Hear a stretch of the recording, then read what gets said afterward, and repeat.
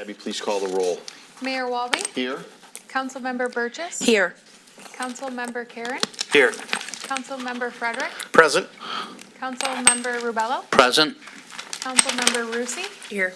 And Councilmember Vitale. Here. A quorum is present. Please rise for the pledge.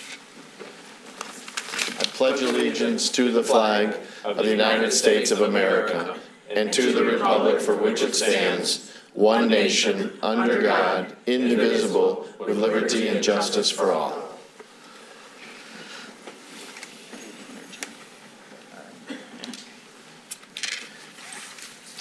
A couple items are not on the agenda. Number 5, which was the planning case for the Kroger gas station at 20660. The petitioner this afternoon requested it come back October 7th, so we have obliged to that. So that will come back October 7th, and then item 10 and item 11 today will come back very well. They very well could come back October 7th, but we don't have an exact date for those two, but they will come back in the future. So again, 3 items off the agenda for this meeting. Item 2 is proclamations and presentations. I know beautification's up first, but we're still waiting on one, so we're going to do 2B first, which is the VFW Youth Scholarship information. Come on up, Joyce. How are you? I know she wants to put those up. Maybe, Denise, can you help her? She wants to kind of put some of that up. Thank you.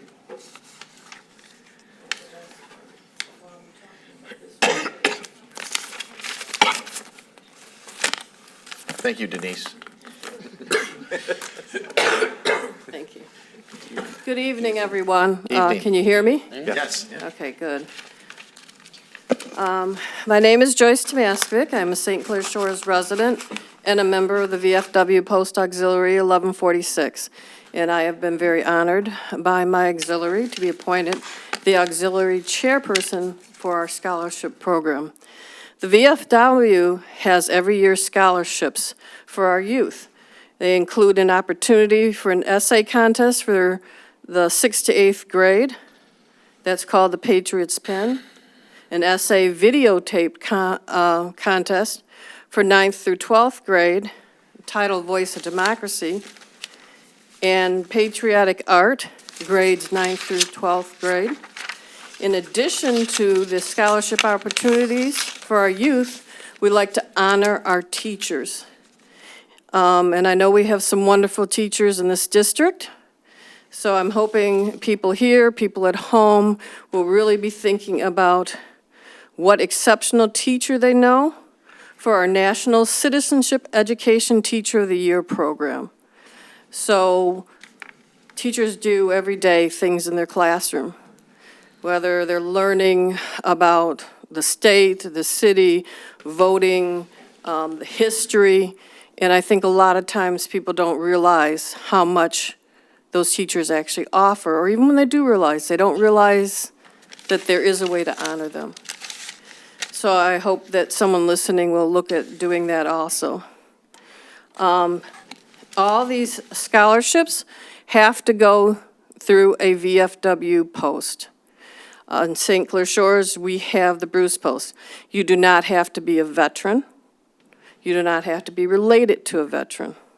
You just have to be a citizen of the United States or the territories or a permanent residence in order to apply for these. So for our teachers, they do have to be a certified teaching certificate. And I'd like to take a minute and go over some of the other items. Oh, I almost forgot. For those that don't write, in addition to the essay programs, we do have a patriotic art and a patriotic 3D art. So you may not show yourself through words, but through actions. So it can recognize all across the board. The Voice of Democracy that I want to talk about first, the theme this year is America Today Our Forefathers' Vision? This program provides more than $2 million in scholarships and incentives. The students compete by writing and recording an audio essay on the annual patriotic theme, which I just mentioned.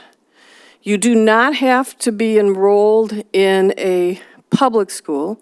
It can be parochial, you can be homeschool, but you do have to be between that 9th and 12th year, and you have to be active in school or education at home.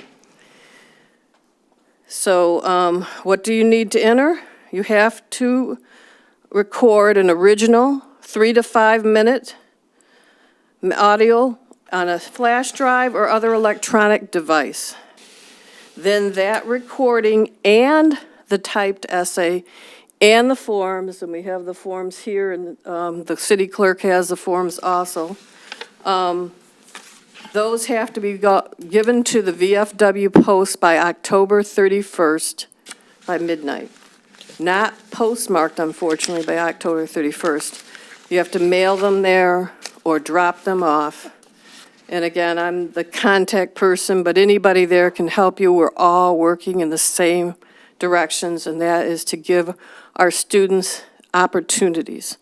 Additionally, you don't have to go to a traditional college to win this. You can go to a trade school and still win it. Now, at our local level, last year our winner, we awarded $200. And it does depend how many students we get, because, you know, we have a right to award some money, pick one winner out of each of our 15 winners. So if we had 30 people, applicants, if we had 30 people apply, then we could give out 2 first-place awards for our district, our auxiliary, Then they go on to the next district level. And from district in our Department of Michigan, they go on to the state level. And last year, anybody who had gone to the state level was winning $6,000. Then the winner of the state level goes for a week-long paid trip to Washington, D.C., them and one adult, and the opportunity to win $35,000. Now, you can start off in the 9th grade and apply each and every year until you win that top prize. So each year you can be getting better and better at what you're doing, and maybe that last year you're going to win that money. Okay. So that's really something. Denise, you're good. You can don't. Your arm's got to be getting tired. Jeez. Yeah, I'll go from that to the next one. Okay. So our Patriots pen is 6th to 8th grade, and that is a written essay. They do not have to record the essay. And they do, again, have to go through the post. Same criteria for citizenship. The theme for this year's Patriots pen is My Voice in America's Democracy. And that's a question, like what is my voice? But it just says My Voice in America's Democracy. So, again, they submit it to the VFW Post. It doesn't have to be our auxiliary. Of course, we're in St. Clair Shores. It's easy if you live in this area. But any place in Michigan. So if someone's home watching and they live up in, I'm going to say, Newaygo, just because we have a nice camp up there, they can submit it through the post up there. That just has to be, the person has to live in the state or territory and submit it to that VFW. Okay. And so, you know, you have opportunities. You're not just stuck here if there's someplace else you belong or want to go. Sure. So again, we have the same enrollment date of October 31st. Same participation, public, private, homeschooled. How do you get started? Maybe you can ask your teacher or youth group or club adult leader to help supervise the writing of this, to help our young people 6th to 8th grade get some experience. You know, they're going to be a little nervous maybe. They're not going to know what to do. So again, October 31st, it goes to the VFW. Then we have our Teacher of the Year award. And again, this was founded so that we can stimulate an interest in America's history, traditions, Americanism, civic responsibility, flag, etiquette, and patriotism. Teachers do care deeply about America and their children. They wouldn't be in the teaching profession if they didn't care about the children, because that's a hard job. For sure. So we want to recognize those educators. The national awards include a $1,000 SMART award for each top, and it is broken in categories, kindergarten through 5th, 6th to 8th grade, and 9th to 12th grade for teachers for their development expenses. A $1,000 award for each winning teacher's school, commemorative plaques, and an all-expense-paid trip to the VFW National Convention for the winners. So again, you know, that's kind of a nice thing to have. Sure And there is. is a resume, yeah, I'm Sure sorry. is. No, I agree. There's a resume that has to be filled out. And I will tell you, the teachers can self-nominate, but they do want documentation. They want to know what program you did, you know, and that's all in the information. Anything I've discussed here so far, you can find at www.vfw.org. It'll give you all that information. At the very end, I'll give you my email address too. But, you know, anything that's there, you can go there and find that. Okay? Okay? Then we go to the patriotic art. And the reason I separate that is just because that's located at www.vfwa.org. So that's through the auxiliary. Those entries are due by March 31st of next year, 2025. And there's very specific rules about sizes and stuff. So then rather than stand here and try to give you the details, it's much better for them to go online and see what those are. So anybody that wants to contact me, any suggestions you have, I'm open, willing. I want to get it out there. I want as many people to know as possible. And it seems like it's one of the VFW's best-kept secrets. Unfortunately, I don't want it to be a secret. So, again, you don't have to be related to a veteran to participate. Please feel free to share the scholarship opportunity with your friends, families, neighbors.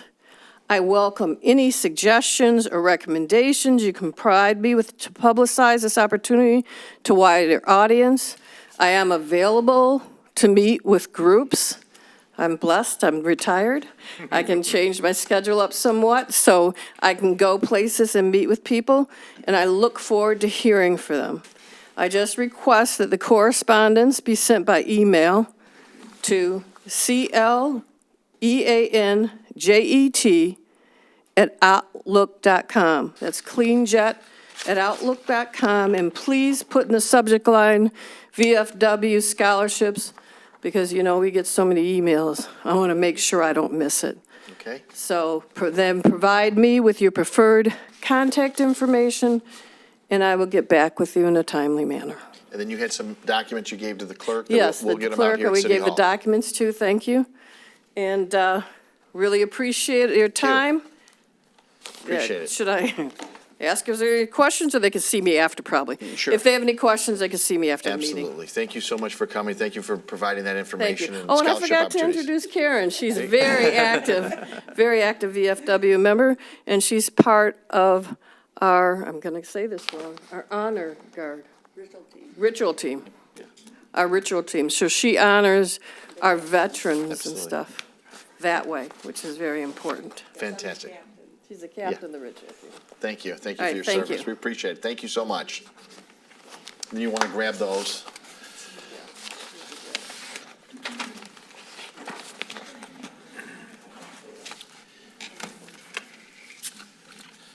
Item 2 is presentations, the Beautification Award Residential and Business. I know usually Mr. Karen and myself come down here, and so we will come down here to present the awards. And usually Mr. Karen kicks it off as the liaison to the Beautification Commission, so we'll let Mr. Karen kick that off. All right, as Matt brings up the presentation here. All right, so welcome to this year's Beautification Awards as decided by St. Clair Shores Beautification Commission. So basically, the Beautification Commission is made up of members and volunteers, and they maintain flower beds and landscapes all over the city, whether they are, back up. Too fast, Matt, too fast. We maintain, most of the entrance signs in the city, some very large flower beds are kind of like hidden, like if you ever drive by Greater Mac and 12 Mile, there's that long median, we call it the Beast. That is all maintained by volunteers from the commission. And it takes a lot of work parties to keep these large beds all around the city together, as well as maintenance of a lot of beds inside the parks. And we've even taken over some perennial beds in various parks as well. They're actually operating as Monarch way stations as well. So there's a lot of hard work that goes in to the commission members and the volunteers that we have scattered throughout the city. So greatly appreciate all them, and so I'll recognize them with the next slide here. As all the members of the Beautification Commission are on the slide, and we do have a few here in the audience today. So we have Lil Claycomb, who's our chairperson, and has been for, I will not say for how many years. Mary Ann Motika, Eileen Miskowitz, Lynn Brown, and Diana Lintz are all members of the commission and all here tonight. And for those people that are receiving the residential awards tonight, once you've found you've done everything possible at your own house, we are always looking for additional volunteers. We're always looking for members. Mary Ann Motika is a past beautification winner and ended up joining the commission because of it. So once you're tired of your house, you want new adventures and getting involved in some other things, we've got, always looking for volunteers.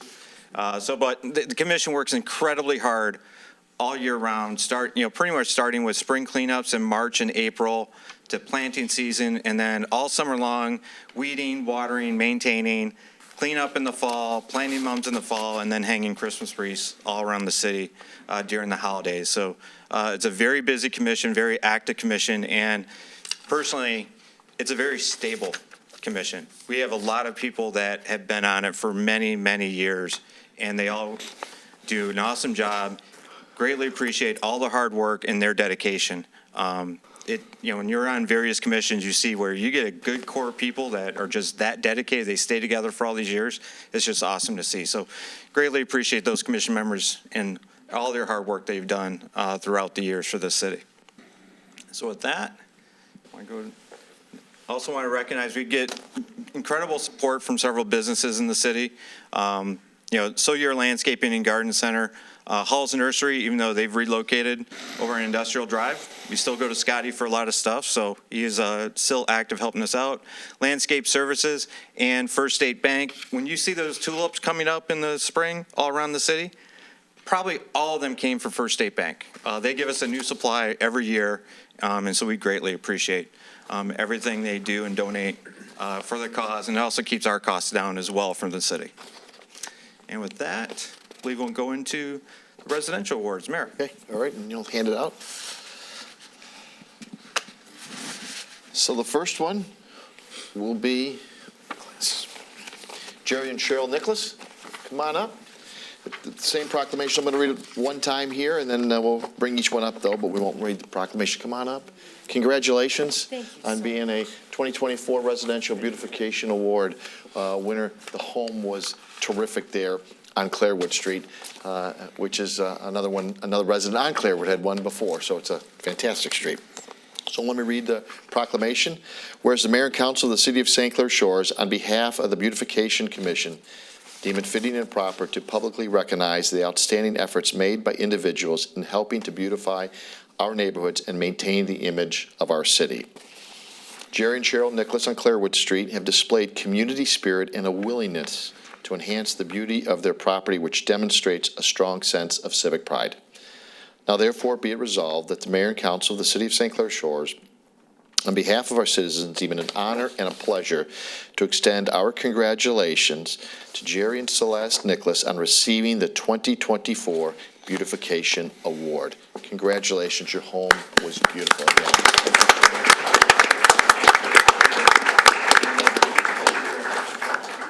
Very nice. Thank you so much. Thank you.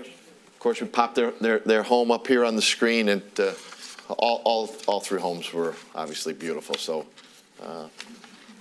second one is, so we kind of have a south, north, and center. This one's in the center. Bill and Celeste Rowland here on Rio Vista Street. Come on up.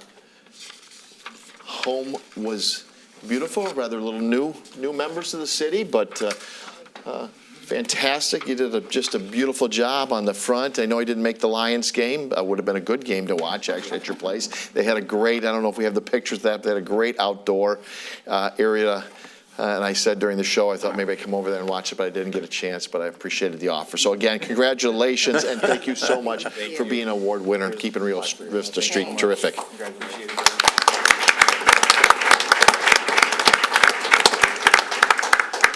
And then the final one was Al and Lagretta Costello. Of course, many people know they're on Jefferson there, the north end.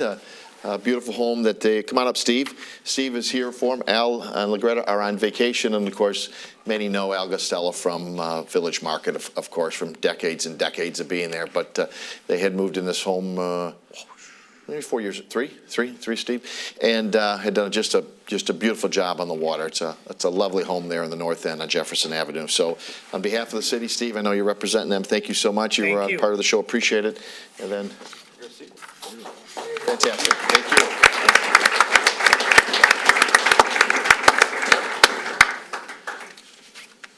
And Mr. Kieran will take care of the commercial.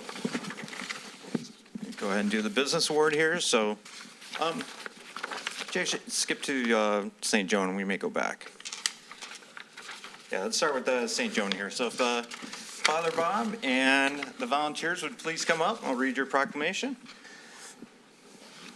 We got several great volunteers that work at the St. Joan campus to keep that all beautiful, clean, and crisp as it is. So, Come on up. All right, Oh, you want to take a picture? Yeah, okay, get right in the middle there. So We'll- this is a once we give proclamation them for the award, we'll- 2024 Beautification Business Award. Whereas the Mayor and Council of the City of St. Clair Shores, on the behalf of the Beautification Commission, deem it fitting and proper to publicly recognize the outstanding efforts made by commercial businesses in helping to beautify our business districts and maintain the image of our city.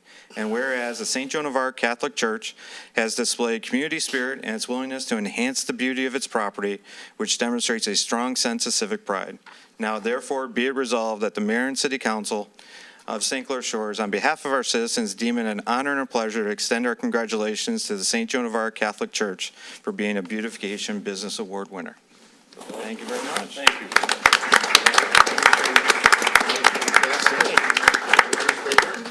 Proud graduate of 1978 over old St. Joan. Fantastic charger. Oh. Great. Good. Thank you so much. Thank you. Really an honor. Thank you for Appreciate all it. your hard Thank People who you. do the real work are here. Nice to see you. Thank you. Thank you. All right. Thank you. Thanks. All right, Father, thanks. Is there a representative from Xfinity or Diversified Dental here? So I know Dr. Prush had patients all the way up to 7, was not sure he was going to be able to hear. And so anyone here from Xfinity? Okay, so if I just go back, we'll just show the Xfinity slides first here, Matt. So the Xfinity store is a new building at 11 and Harper. You know, we had the Shocker gas station there for Yes. decades. When that was taken down, Xfinity moved in, put up this new building with some very nice landscaping all around and keeps it very nice, crisp and clean all year round. So greatly appreciate them. And then if you want to go to the end there for Diversified Dental, Dr. Prush over on Jefferson.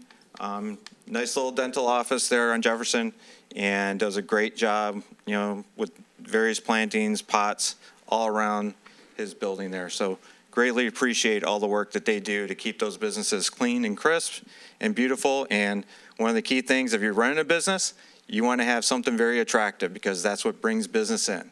People are not going to be attracted to walk into a rundown place. A lot of great landscaping plants beautify the area, and it really helps your business out. So greatly appreciate them. We will get their awards to them after this meeting. So, And my last comment on behalf of the city, as Mr. Kieran already said, but I want to reiterate on behalf of the city, we want to thank them. I appreciate all the efforts of the Beautification Commission and the job they do, and they have done for decades and decades in making St. Clair Shores a prettier community. So we appreciate all your hard work. So thank you so much for that.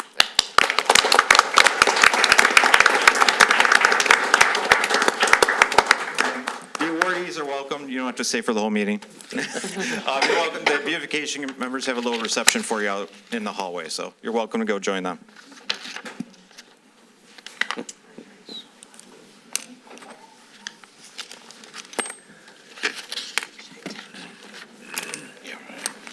John, this is me right here. There's one day. He was there for the grand opening. It's not there.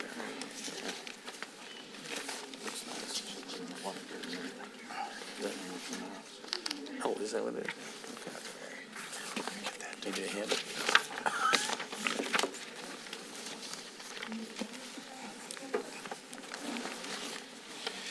Item 3 is audience participation on the agenda items. You have a 2-minute time limit. Abby, do we have any? No, we do not.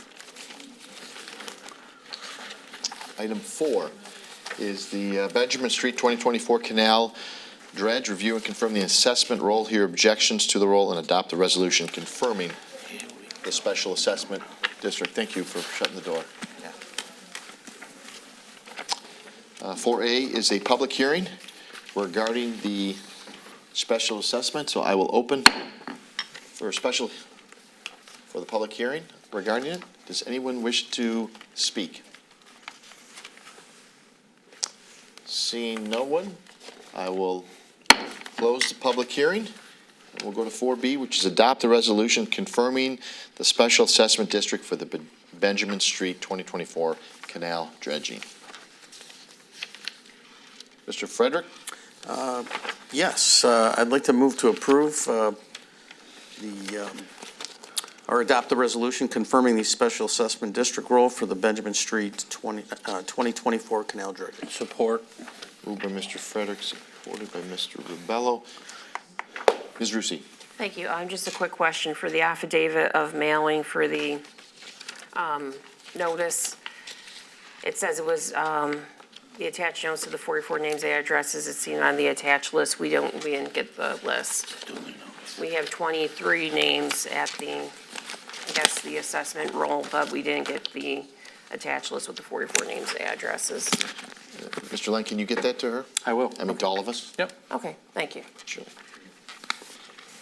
All in favor? Aye. All opposed? Thank you. All good, Mark. Item 5, as I said before, will come back October 7th.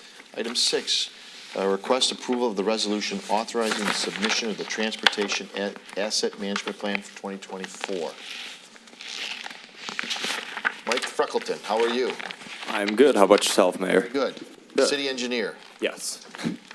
Okay, so good evening, Council. On your agenda tonight is the 2024 Transportation Asset Management Plan for the City of St. Clair Shores. I want to start off by thanking those of you who provided me with feedback that went a long way towards helping get this, working to get it finalized, so that's much appreciated. The state of Michigan requires that any municipality with over 150 centerline miles of streets under their jurisdiction needs to report a transportation asset management plan. The purpose is to show that the municipality has an outline plan on how to manage its roadway, traffic signal, culvert, and bridge assets. For the City of St. Clair Shores, we have 190 centerline miles of streets under our jurisdiction, about 38 major street are classified as major and 152 as local. This plan focuses on how we are going to continue to maintain the high quality of our major streets by using capital preventative maintenance and rehabilitation measures, and how we're going to work to improve the quality of our local streets by prioritizing rehabilitation, reconstructive, and preventative maintenance. Over the next 3 years, as our plan outlines, our intent is to prioritize cost-effective preventative maintenance to maximize our major streets budget, to focus on keeping our roads that are classified as fair and good, as indicated by PASER ratings, at the level that they are currently at, and using any remaining budget to improve anything that was rated as poor. For our local streets, our intention is to focus on upgrading and maintaining the streets that are classified as fair, and using the remaining budget to, again, improve any of the poor streets. This will give us a strong start on our asset improvements, so when it's time for our next updated plan in 3 years, we'll be able to fully focus on more of the poor streets and providing invaluable improvement to our community. Questions? Mr. Rubello? Linda and I had a pretty lengthful conversation this morning with the assistant city manager and the manager, and they did a great job outlining this whole thing. So really, something like this, it's state mandated. We have to do this. Yes. Okay, I think that was developed in like 2021. Is that when we basically started doing these? Yeah, correct. As of 2021 was when the state made it official that the communities had to provide the transportation asset management plan. So really, it seems like every city has to put one of these in order to be sort of on cue with the state of Michigan. The larger cities, yes. Okay. Obviously, transportation is such a vital thing to any community. And we're basically doing our due diligence on this, and this is something, again, that needs to be done. Is there anything that might stick out that you see on here that, or you don't see on here that should be on here? Anything in your mind?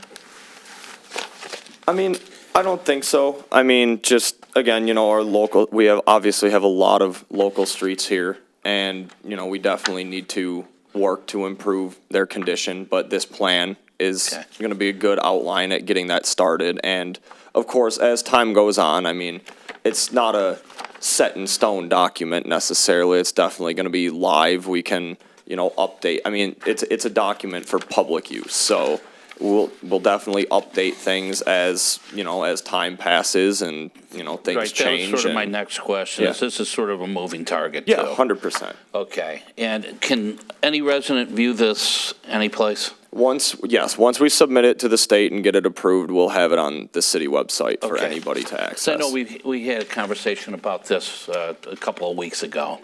So I think we had our chance to ask a lot of questions or add something or take something out.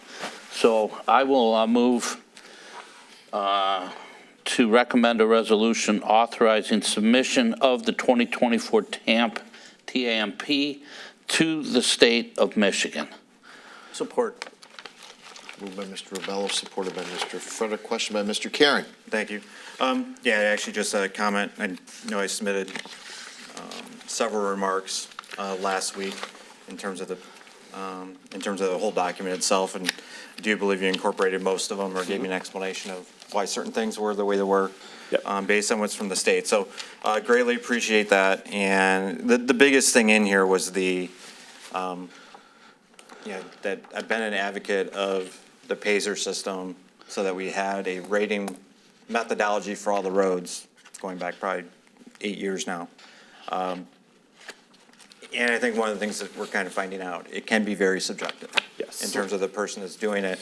And I wanted you to add some clarification of why the numbers drastically changed from 2021 to 2024. I think you did that, provided that important context. I think the challenge going forward, because I know we've pretty much got the roads laid out that need full replacement, that are the worst of the worst, and you've got that in this plan. But when we go to start evaluate those ones that are fours that we want to raise up, of how we best use those dollars, whether it's, because we could do scatter behavior all around the city, or do we do focus areas of like, hey, we're going into this one neighborhood, like I think we did with Tangletown a few years ago, of, hey, for those streets over here, we're going in, we're doing sectional replacement on 5 or 6 streets to knock out a whole neighborhood. So I think that's probably the next level of discussion we're going to need to have going into the next construction season of how we do that. I know you listed some examples in the document as well that I asked you to include. But I think that's probably going to be the next challenge of what's the most efficient way that we can move those ones as fours, get them up to be 6s and 7s, with the amount of funding that we do have. But greatly appreciate incorporating the comments I did give you and making And the yeah, changes. I mean, 100% agree with what you just said. And I mean, that's like, my next step is a method to hopefully improve on how we can select those roads using, again, various factors of how much traffic does this street get, what was its rating, how much of the street was in the, poor condition, kind kind of the surroundings, what do the surrounding streets look like? Would it be more beneficial to, just do one large project in that area and, decrease mobilization from a contractor versus going, all over the place? So, I'm going to work on a spreadsheet that kind of sets priority ratings for that kind of thing. And, hopefully we can really come up with a good method on working that out.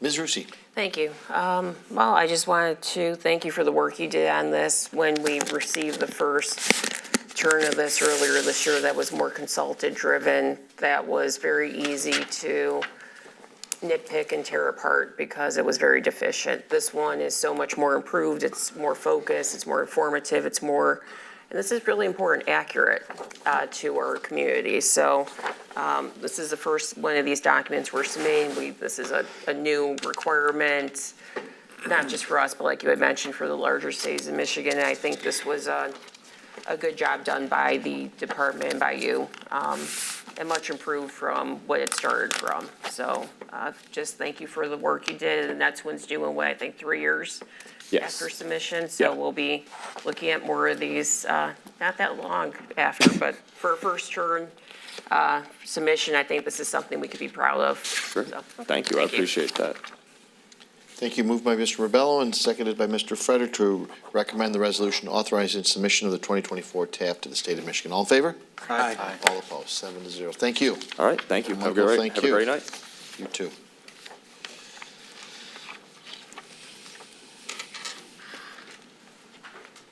Item 7 is to request approval of the revision to Chapter 10 Business and Licensing Ordinance. Denise? Mayor, Council, good evening. This is coming before you after several discussions, starting with the budget discussion back in April and May, about examining our current fee structure. So what we have done, and when I say we, I mean the Assistant City Manager and myself, who has been incredibly helpful through this process. We have taken a look at the business license ordinance. That is the initial ordinance. And if you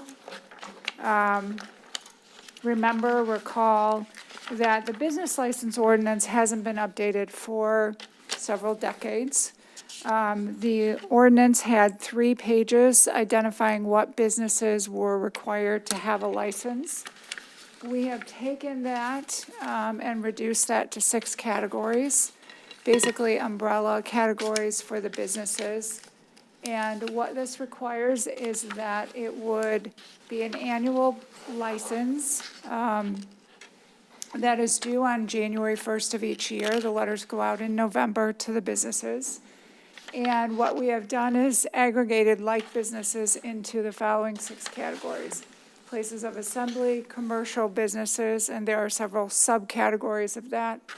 Used and new vehicle sales, fueling stations, that would include both gas stations and fuel docks, industrial and transient merchants. Transient merchants are ice cream vendors, junking vendors, landscapers. Those are all categories of businesses that currently require a license, as well as the Memorial Day parade vendors, which also currently require a license.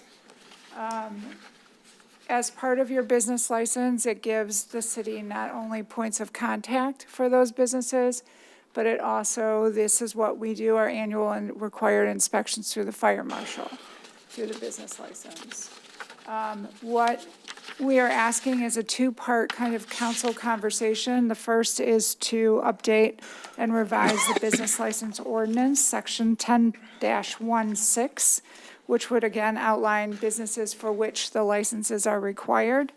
And then the second conversation, which is under item 8, is to ask the council to actually increase fees for business licenses effective January 1st, 2025. More to add, Matt?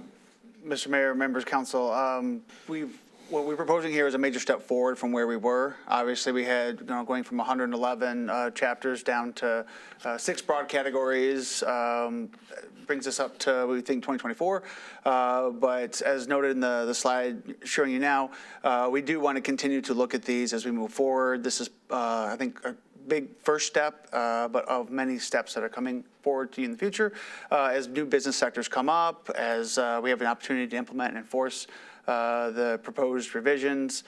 All these things are going to move into, we're going to get to a better place over time, but we're not prepared to do them all now. If you look to the subsequent chapters in Chapter 10, there are several different articles after with the various rules for different types of businesses that would still have to be governed by the ordinance, but over time you'll see things to change. I think the best example of this is our recreational category that we talked about. Things like X golf, there are places that have painting with a twist and some axe throwing, things like that have become these recreational, experiential type businesses that you didn't see maybe a decade before, and you certainly didn't see in 2003, the last time this ordinance was updated. So we don't see this as being the solution for the next 40 years. We do see this as a part of an ongoing conversation as well. And as far as the director said, the update for this comes 1st of January, and so business license renewal letters are preparing to go out, and we'll have, we already have drafts of how that license would change, as well as the options that we would have for reaching out and communicating to this to not only segments of our business community that maybe hadn't had licenses before, but some that will be seeing new and updated fees should this item and the next proposal also pass council this evening. Can you send us out a sample of some of those letters that would go out? Absolutely. Yes. Great idea. The other item of note is in this ordinance, you will see that we have highlighted the civil infractions section of the ordinance. However, that was actually already adopted at the last civil infraction changes. So on this ordinance, the revision that we're requesting again is the categories for which business licenses are required. Questions? Ms. Rusi? Thank you. Not so much a question about this one, but a comment, and I think this is a very useful step in the right direction to clean this up. I mean, to get into, when we say there was 111 categories, that's not hyperbole, there really was. And to get into some of the granularity of these, dry cleaning was its own category, employment agencies its own category, fish markets its own category, meat markets its own category, handicraft stores its own category, distinguished from hardware stores, and it just, lumber and builder suppliers different than lumber yards, different than it got very, and the funny thing is, even for that level of granularity, you still had businesses that didn't quite fit into any 111 of these.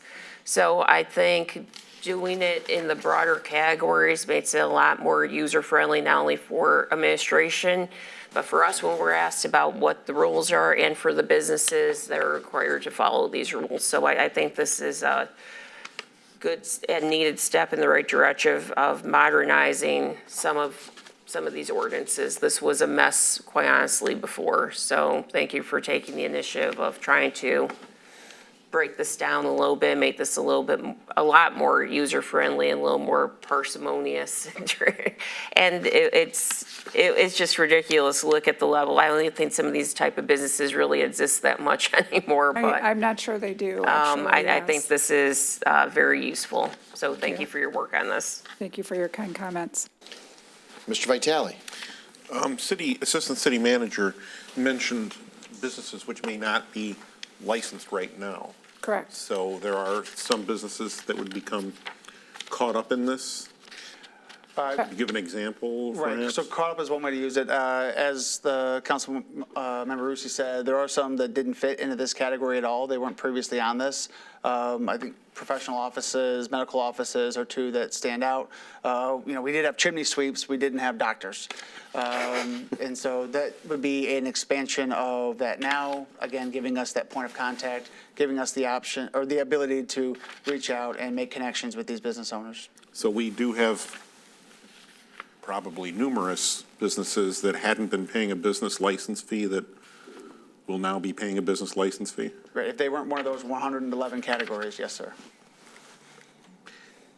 That's why we would- feel it important, I'm sorry for interrupting, Councilman, but that's why we feel it important to do some advance notification through a mass mailing to let all the businesses know that there have been changes, should they be adopted, in the business license ordinance and requirements. Would it be a generalization to say that all of the new business categories provide some sort of public accommodation?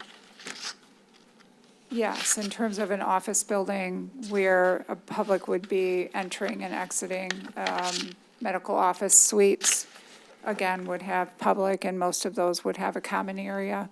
So yes, there would be some public accommodation for those businesses. Where we don't suggest a business license for a home occupation. Okay. I'm trying to think of some categories and things like that, like, perhaps a landscaping business that doesn't have an office. Where would So that fit in? the landscaping requirement is actually based on the trucks. And that is not different from the previous ordinance. You had to register your truck, there was a fee for the first vehicle, and then a subsequent fee for every additional vehicle. So the landscapers were a part of the business licensing previously, as were junkers, and they registered for their first truck and then subsequent trucks. Okay, well, I have, for example, I'm aware of a business that operates, I don't even know if they have any St. Clair Shores clients, and they use Bobcat, something like that they pull on a trailer. That's why they have property in the city, but they don't advertise, they don't solicit work, they don't have a showroom or anything like that. They essentially have a building to store their Bobcat and mulch pile. So would that become a business that now requires licensing? It would actually be under the industrial sector because they would be a landscaping supply company. If they have a mulch pile, then Okay. yes, they would. If it's just a Bobcat inside of a warehouse that they happen to put on a trailer and take out of the city, then likely no.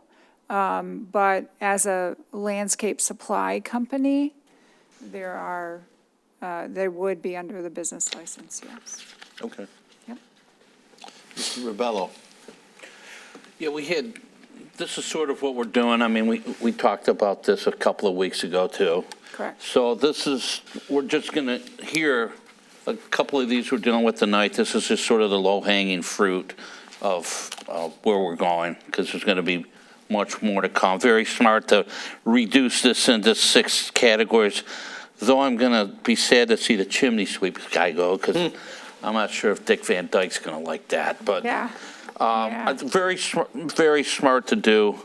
I know this is something Ron and I have talked about a little bit over the past couple of years of doing something like this. This is basically, we're catching up, paying the bills. We're breaking even, paying the bills. We're not trying to make profits off of this. And really, the one thing, as I was just sitting here, I don't think I ever asked this, or I don't remember if anyone asked this. The home businesses versus the brick and mortar.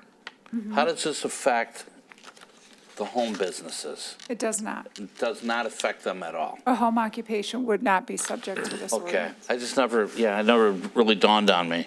So again, this is something that we've talked about, good low-hanging fruit, moving forward here. And this is sort of more in line with some of the other towns that we've talked about in the past in the study sessions. So I don't want to go through all that again, but it's a smart idea to, give them good, fair warning. I know I talked with you about that before at the last meeting. So I'll move to approve the proposed ordinance changes to Chapter 10, Business and Licensing Ordinance. Support. Moved by Mr. Rubello, supported by Mr. Karen. Mr. Frederick.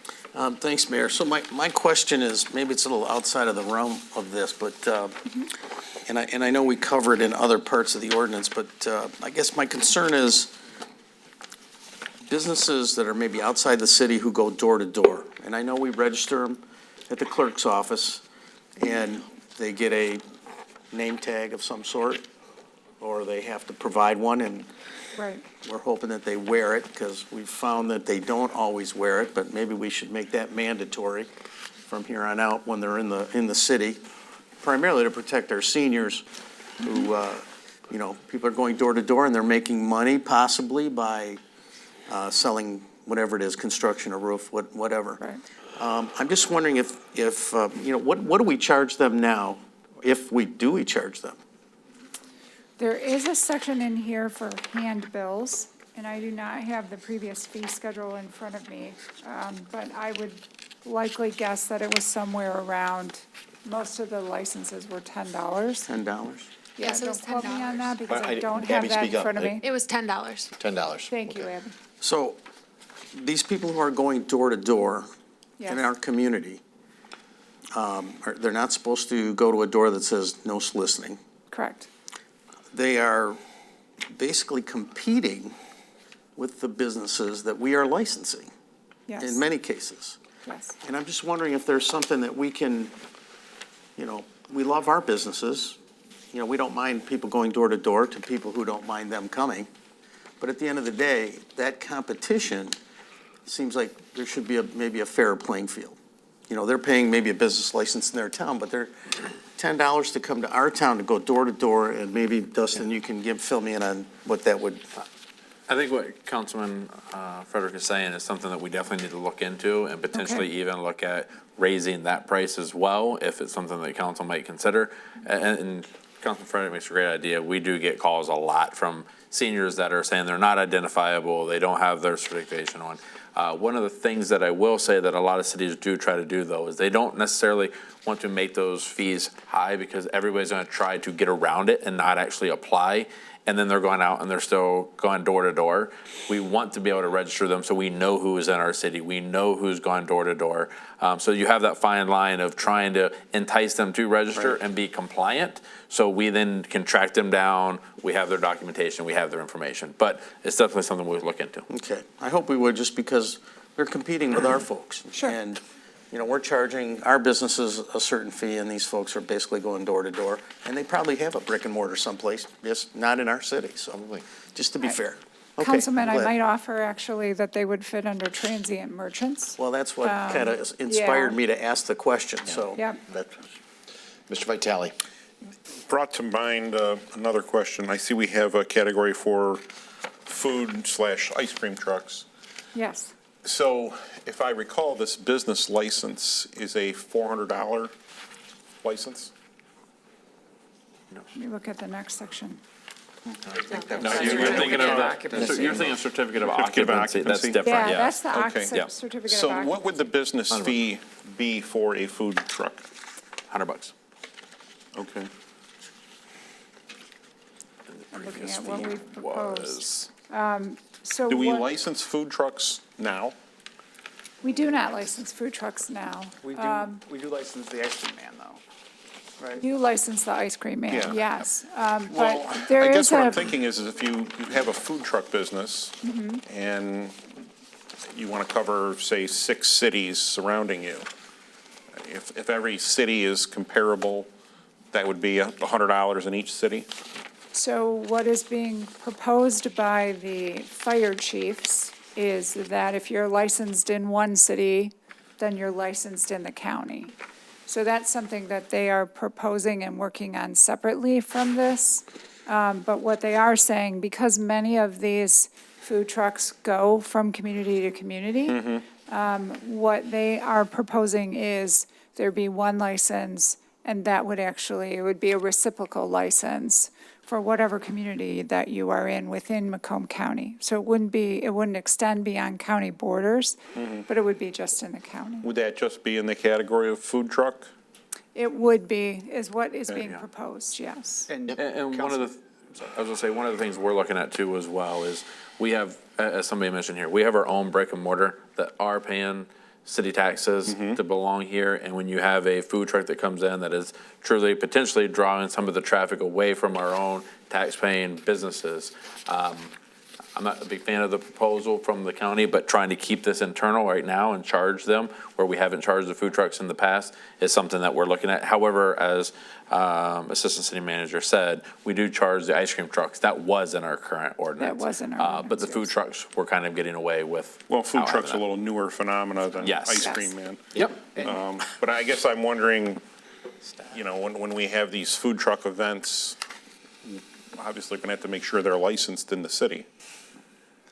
Yes, And sir. because the ordinance that you're talking about from the county is theoretical right now. It is.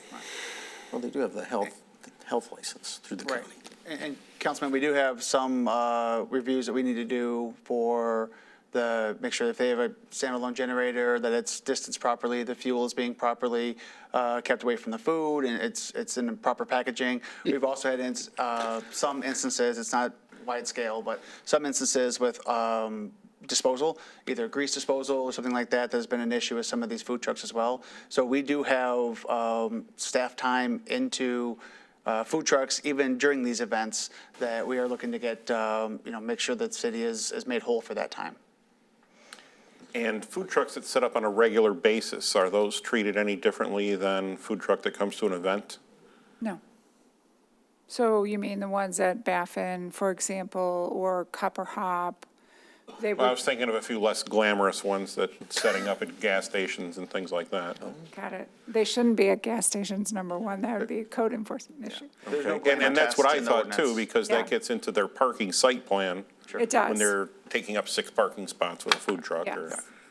But like, for example, the food truck that is at the ice cream store at Lance and Harper, that's been an extension of their site plan, so that isn't Yeah, technically. yeah, I know that one's a little different. Considered a food truck. Okay. Mr.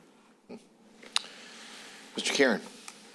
Thank you. Yeah, actually, just to clarify that the transient merchants, that's really meant for the ones that would be driving through neighborhoods. That's kind of why ice cream trucks kind of became its own example in there, is that they're actually driving through a neighborhood. Yes. No different than a landscape company driving through a neighborhood, where food trucks are going to be at a business typically, or they're at one of our events, or even nowadays in special events here at City Hall, or Right. different things we start to see pop around everywhere. And that, but I think those probably want to just be a little careful, because I wouldn't want to see, because I know like other cities have put in that, the food trucks have to be registered with the city and pay a fee. And we get into that, for them to go anywhere, they have to pay a fee in every individual city to be on private property. Maybe it does go with, as we deal with, that Copper Hop Baffin are regulars at it, that, that's going to part of their business fee as a food, beverage Right. vendor, right? That they're already paying a fee to be regulated by the city, that if they're doing an additional food truck to complement their business, it'd just be a little wary of Okay. tacking things on like that. But I think that's for a future, probably, discussion with more data on that. But I think that category is really just more for, we're driving through neighborhoods, that we Right. want them to be regulated, and we know, and so basically we know who's in the neighborhood. And that As was well. my understanding of why ice cream trucks were included initially. Ms. Rusi? Thank you.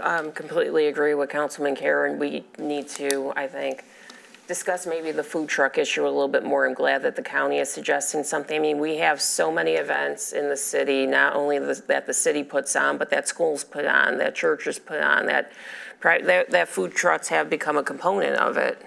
Correct. And, if we start thinking, we're going to charge you $100 to come in, and set up at the Violin Elementary, field day, Right. they won't be able, I can imagine that would cut down on the amount of trucks willing to come for an event like that. So I kind of think we need to try a little bit carefully there. And I don't think, if you're setting up for one day, I don't think you're even, $100 seems to be a lot. And I can't say, we need to even the playing field because of our brick and mortar. The city should stop having so many food truck events then. How many food truck events does the city hold? We invite a food truck out at City Hall. I've seen those Facebook posts. We have all these, every single event has how many food trucks, but now we're concerned about them competing against our brick and mortar businesses. That's hypocritical. if that's a justification for a $100 fee for, that, what evens a playing field, then let's stop inviting them. It just doesn't make any sense. It sounds like we're talking now of a couple sides of our mouth here. And So I think we need to maybe discuss this a little bit further. And another thing, we also have events where we do invite some of these transient merchants to sell their wares, like farmers markets and things like that too, where they be subject to having to pay this fee. Yes, in this situation, that was actually a consistent part of the previous ordinance as well. Have they though? I mean, have they been, if I am selling my crafts at the farmer's market, I'm paying to set up my table with the tent, my 10 by 10 pop-up at the farmer's market, am I paying my license fee? No, apologies. Well, this was like for special events such as, like, say, the Harper Cruise or the Memorial Day Parade, where you have somebody that's pushing the cart full of stuff to purchase. I think that we've done before. I think for some of these things, we may want some further nuanced discussions and parsing here because, again, it's great to have fewer categories. I'm glad we're not having 111 chimney sweep, shoe shine, this category, that category like we used to. But in terms of actually applying it to circumstances where it was not applied before, I think we might want to have some further policy type discussions on these things. Because I could see these, I can foresee a billion emails and phone calls and Facebook posts about issues of why is the city now making me do this? We're the PTO, we're trying to get a vendor set up, a slushy machine truck, and now the city's charging them $100. We can't get, and I could see all of us up here having issues with that. So let's just get ahead of that and prevent some of that stuff from happening. Right. And I do want to note, competition with brick and mortar was not part of Oh, I administration's know, it was proposal. stated up here, though. Yeah, It was stated up here about food trucks, and I'm saying if we're concerned about our brick and mortar restaurants, which I brought that up before about us having this. I remember back in the day, nautical mile plans included food truck pads so people could set up on a more permanent basis food trucks, which overtly would compete with our brick and mortar businesses paying a lot of money to be on the nautical mile. So I'm just saying I'm getting all these conflicting arguments over not just tonight, but as we discuss these type of things, and it's very tiresome. So maybe we should have a unified viewpoint on these things. So I would offer that, should these revisions be adopted, again, they're not effective until January the 1st, which gives us time to think about how we might implement that if we choose to.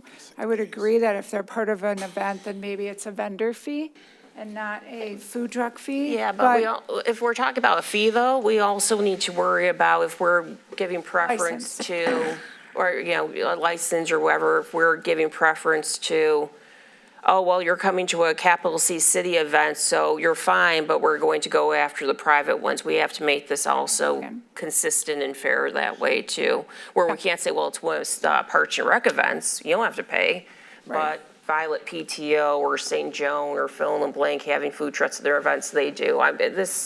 Understood. I think we need maybe a study session or more just on this. If we're talking about going down this route, I think we all need to be on the same page. Or from the discussion, it sounds like there are a lot of potential issues out here that haven't been contemplated yet, let alone agreed to. But if I'm hearing correctly, council is unanimous in support of ice cream trucks that were previously on. They were previous, and they go into the neighborhoods. That's the difference. They're in the neighborhoods. They could be every day during the summer. They're in the neighborhoods, and I think it's the same type of mentality of wanting to license solicitors. These people may not be going up to the door, but the kids are coming up to their truck. Right. And then we kind of want to know who's in our neighborhoods inviting kids up to their truck to give them ice cream, right? Exactly. I would like to make the suggestion, if we're looking to make sure we get this out to the businesses at a timely manner so we can have everything ready for January, if the food trucks and the special event merchants are the big holdup, that we look at making a motion to approve the new ordinance with those two actually just being out. We don't have them in currently anyway, and then we're able to readdress those two at a later date. Mr. Fredericks, would you make, I'm sorry, Mr. Rebello. No, regarding the motion. That's fine. Agreed. However, Agreed, Mr. Carey. I'm not sure how to word that, but. We've made that change. Abby will make that change. You got that, Abby? Okay. Right. Okay. Yeah. Let me call Mr. Frederick. I'll come back to you. I call on you because you were the maker of the motion. Mr. Frederick, did you have a comment? Just that, in terms of what the county is doing, right? Yes. Well, I think we need more information about that. okay. The fee for trucks, I'm assuming, would only be an annual fee. So if somebody does Correct. 5, 6 events here, it's like $20 an event, not $100. And depending on if we agree to $100, maybe it's less. I don't know. And also, I wanted just to mention that as we look at businesses in our city that have trucks, whether it's Stroh's Ice Cream, and there's a bunch of other ones that have trucks that we know about, Right. that, there's some consideration there because they've got a business license. If they're using it in our city, it seems like that business license, to me, would cover it. Would cover the boat. Okay. That's all I want to say. Mr. Ribello, did you have anything? I'm sorry. Just for clarification, I don't know if Ms. Rusi meant when I said, because I used the words brick and mortar, I think, first. That brick and mortar question was not designed towards food trucks or anything. I asked you a direct question about people working in their house. Right, understood. As opposed, okay, just so you understand that. I did. Wasn't you. Okay. So I just want to make sure. And I think expounding on a little bit of what Councilman Karen said with the transient, see, I thought that sort of took care of anything that's rolling in and out and moving. But So obviously we'll discuss that a little bit in greater detail. That's good. Okay. Mr. Vitale? Does the business license entail a fire inspection, or is that covered under C of O? No. The business license would entail a fire inspection for those businesses that require it. So, Okay. and it would cover the inspection and then the first re-inspection is what we're proposing. So the fire marshal goes out to a gas station, for example, says, here are the things that we need. I'm assuming that the gas station's already on our radar. I guess Yes. what I'm getting to is, Would it be became for aware other tonight that businesses? this would also catch up medical dental office, Yes, which we had not previously done. correct. And, some could say that maybe the unofficial city slogan is medical dental office capital of Southern Macomb County. It's probably fair to say we've got at least 300 of those types of businesses. Are we adequately staffed to do a fire inspection in an additional 300 businesses a year?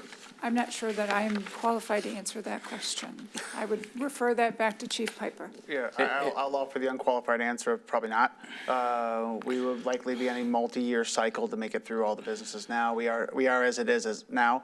Fire department has discussed staffing and inspection with fire marshal and fire inspector in the past, but as of right now, with the current staffing, no, we can't get through the whole business group every year. I didn't think so. and So it's just $100 a year and you don't get a fire inspection. It is not unlike what it has been historically. So also with that, then potentially we've got a doctor's office that now has to install a fire suppression system? No. No, this is only a yeah. business license. This does not have, so this isn't sending in all of the inspectors. They would not have the jurisdiction to require fire suppression under business licensing. It really is to make sure that we have valid points of contact for our businesses should something happen, and that we are, for those areas where the public is, that we're making sure that they are safe and, to the extent So then, possible I with would an think inspection. Their fire inspection would be more along the lines of, you have 2 points of exit and you've got one of them blocked Yes. with files. Your exit signs are not illuminated. Your Extension cords are used fire appropriately, extinguishers are fire- not yes. to date. Those are the types of things that are on that inspection. Whereas with the CFO, this was covered once, but perhaps they haven't been re-inspected in the subsequent 15 years. Yes, and it's actually covered under a separate ordinance. And they're also, everything that it says correct, and then also specific businesses require the amount of fire inspections you have to have. So like restaurants, because there's kitchens and industrial, does require the more years. I mean, there's Gas a lot stations, more as you risk mentioned. of a Right. fire at a restaurant or gas station than there is at a orthopedic office. But So with the staffing levels that we have now, we will just as we do now with our current procedure, strategically hit the ones that are required and then hit the remaining businesses that either, one, haven't been inspected in a while or have the higher risk of potentially having an issue, which is your larger retail businesses, your larger commercial businesses. Well, I guess I was just concerned that we now generate a need for more staff because we're doing hundreds of more inspections per se. I don't think that's our goal here. No, it is not our goal. It's to, again, maintain the health, safety, and welfare of our public by making sure that we know who is doing business in our community.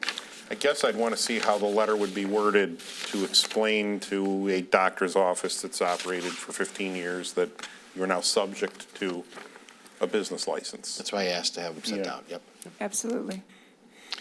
Moved by Mr. Rebel, seconded by Mr. Karen to approve the ordinance change in Chapter 10, of course, and with the change to the special event merchants and removing the food from the part there on 10.16. All in favor? Aye. All opposed? 7-0, thank you.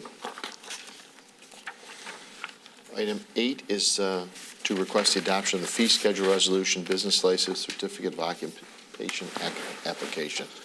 Denise? So, Ms. Mayor and Council, this is part 2 of this agenda item. This is to actually set the fees. Again, as we talked about, most of the fees previously were for $10. We are proposing a significant increase that would, again, pay for the cost of doing the service. So this is not an effort to get rich on the back of our businesses, simply to pay for the cost of providing the service to them. The other thing that I would note in this item, and it is not in your proposed fee schedule, but is in your cover, is the increase in a certificate of occupancy fee, and this is what Councilman Vitale raised. The certificate of occupancy ordinance requires that whenever there is a change of ownership, a change of use, or a change of business, that we do a certificate of occupancy inspection. Heretofore, that has been the electrical inspector, it's zoning compliance, it's the engineering inspector, and it is the fire marshal. This is the time where potentially someone could go in and say, there's a new business coming to town. I think you all probably have examples of this, and we need to go in and do the inspection. Right now, the cost to do that is $50, which does not actually cover the administrative time to accomplish that task. So what we are proposing is that each of the inspectors would take a look at this business. The total fee for their time is $364.23. Again, that's not including clerical administrative time. So we are asking that that fee be set at $400 for the certificate of occupancy. The other proposed fees are in your packet under the fee schedule. Questions? Do you have more?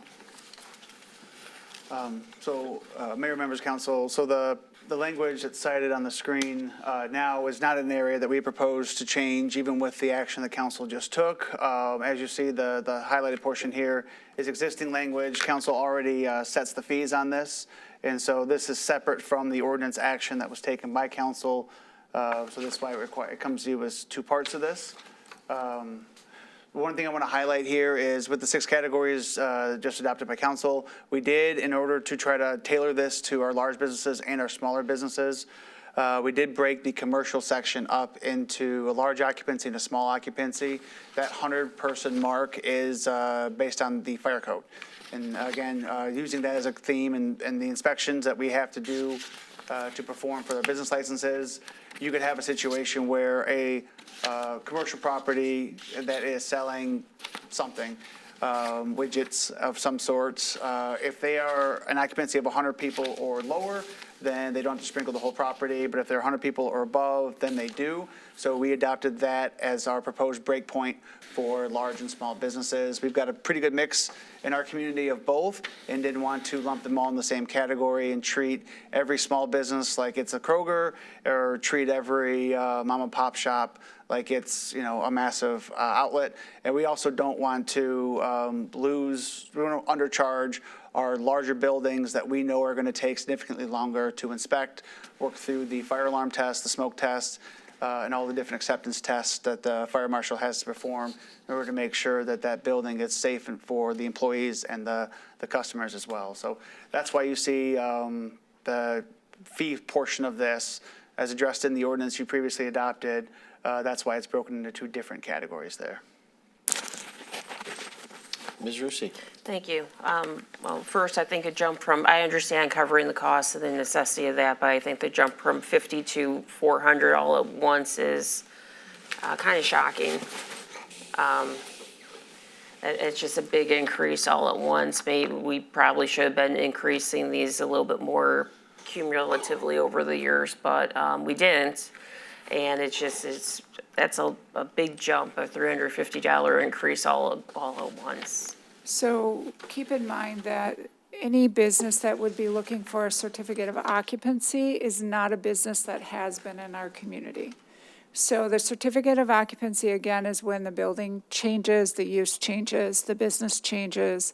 So it's not a fee that they have or a, in this case, it would be a fee that they are accustomed to. Well, not necessarily. We have people who change locations or change what their businesses is doing, or have had a business in St. Clair Shores. So it's not necessarily all new people who are not accustomed to this. It's a big change. It is a big change. The previous fee schedule was antiquated, unfortunately. Absolutely.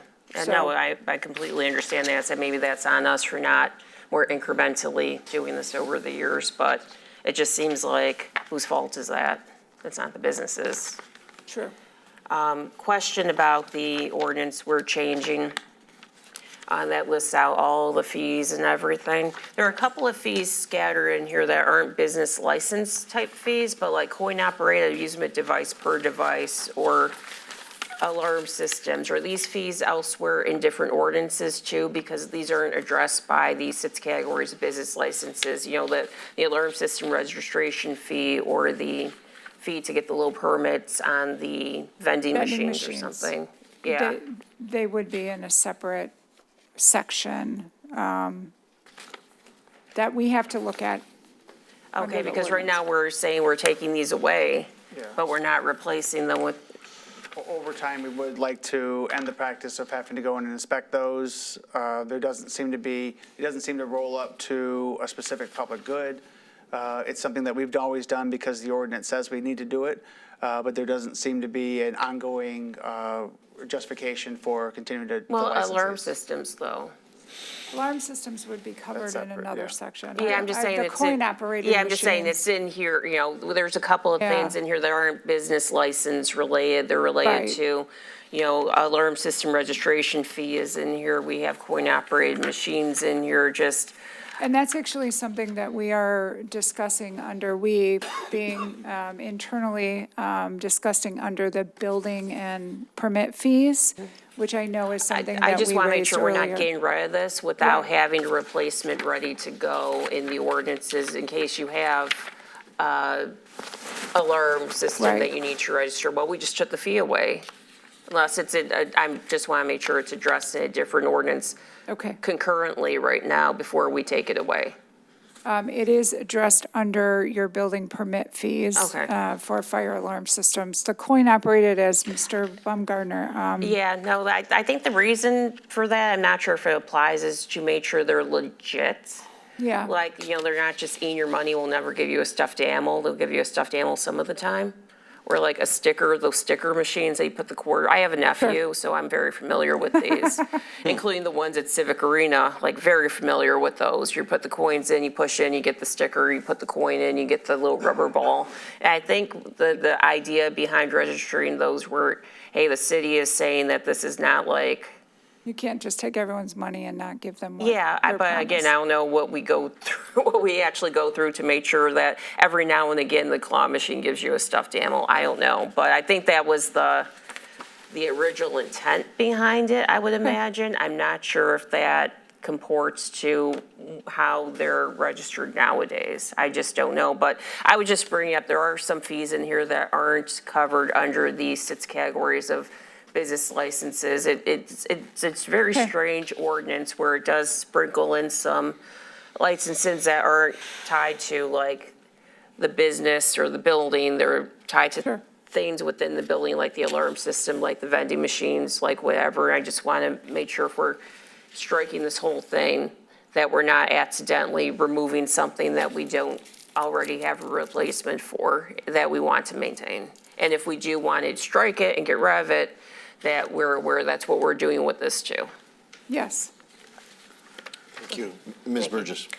I just came up with a new question, like the alarm systems, because I know a little bit about that. But you said that was going to be going under building? That would be going under the building permits and the fire suppression, fire systems. Okay, what about a residential home that gets an alarm system? Because I know that, because my husband owns BAS. Yeah, that would not be covered.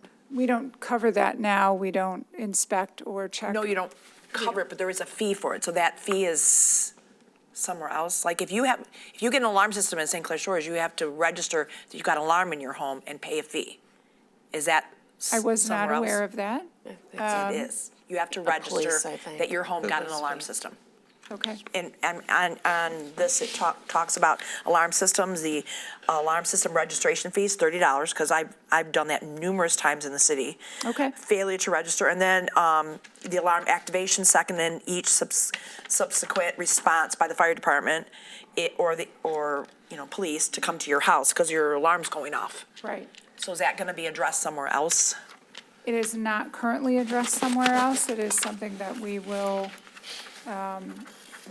either take under advisement or with council's I think the reason approval, for add it back in. registering an alarm system, because even, I have a business in Clinton Township as well, I had to register my alarm. It's because I think that the city wants to know where the alarm is and know that. Correct. And the police False alarms department. like that. We'd like the opportunity to review that with our PD. police and fire departments, and then bring a proposal back to council as part of this kind of ongoing need to go through many of the items that are in chapter 10.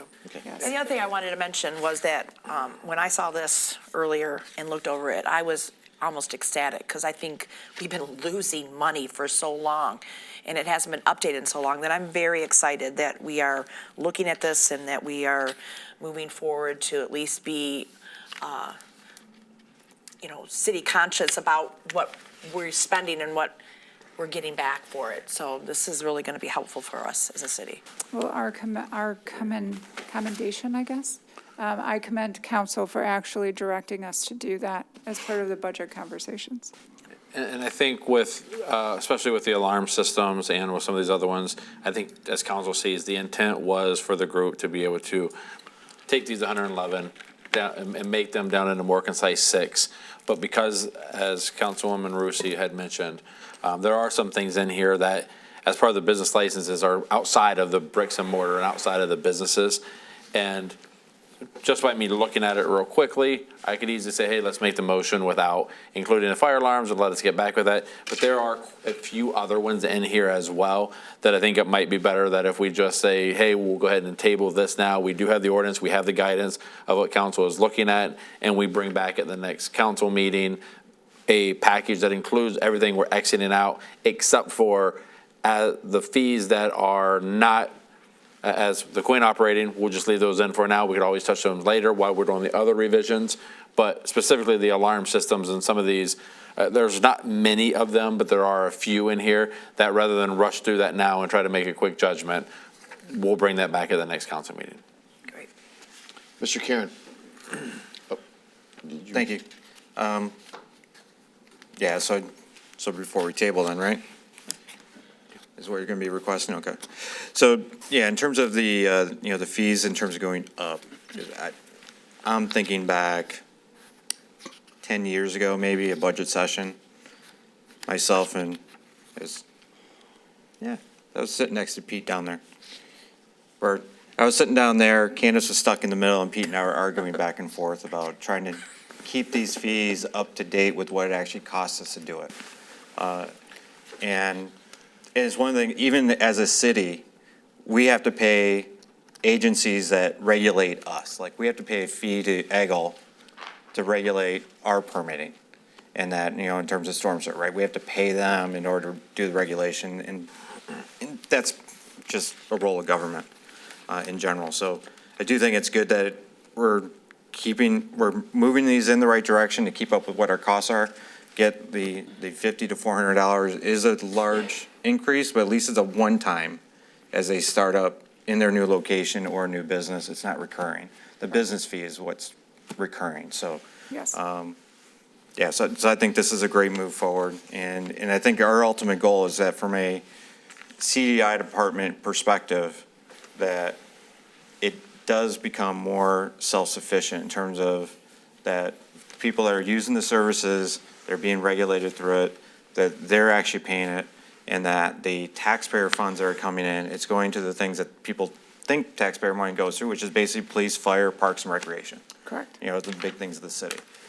They don't realize that there's pockets that should have some other revenue coming in to pay for their expenses and that, but it's being covered by taxpayer revenue instead and not going to police, fire, and parks and recreation, which are the big categories people think their taxpayers fund. So I think this is a great step forward and appreciate administration putting it together.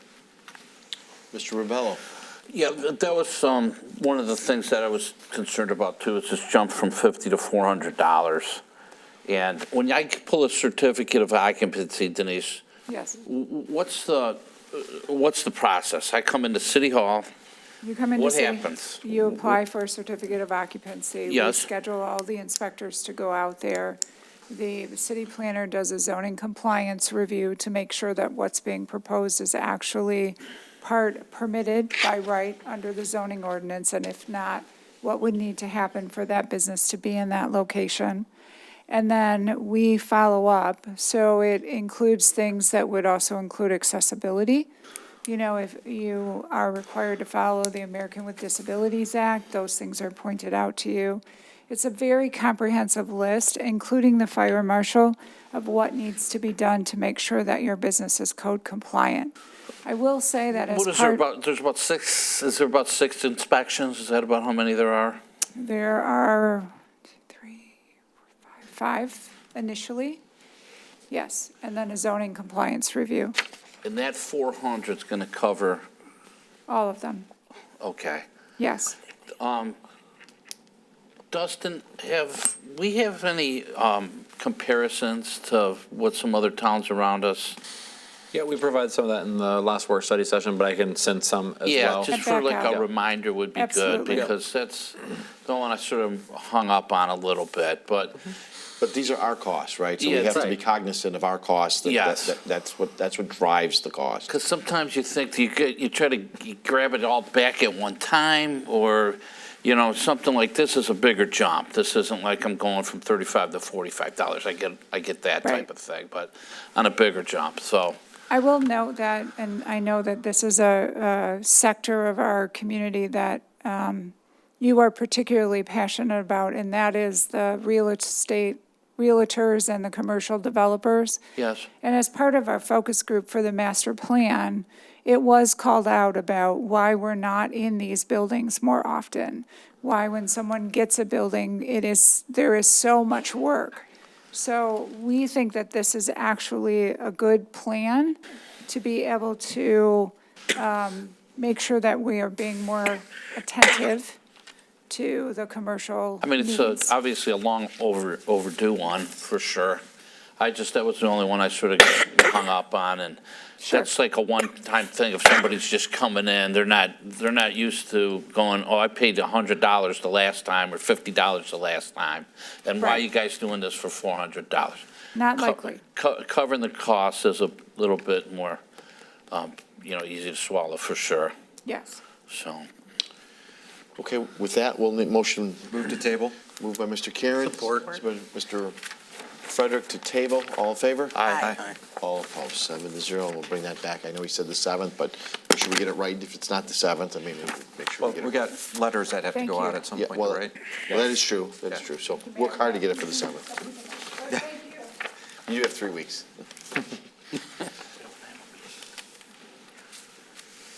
Item 9 is the Blossom Heath Pier Policy Fee Discussion. Mr. Spinizzola, good evening. Good evening, Mayor and Council.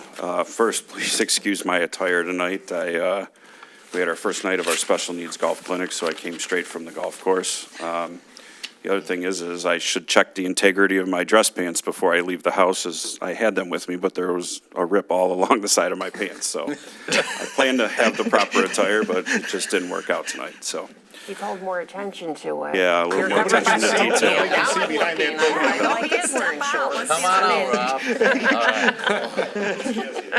I for sure saw it when he walked in. So I guess we can get back to business now. As we discussed at the August 26th study session, we discussed a fee for non-residents to use the pier. I guess let me start by saying we did a wonderful job building the pier. However, I think we underestimated the usage the pier would get. And the reason we're proposing a fee for this now is the higher volume of traffic that has increased the maintenance and staffing at certain times.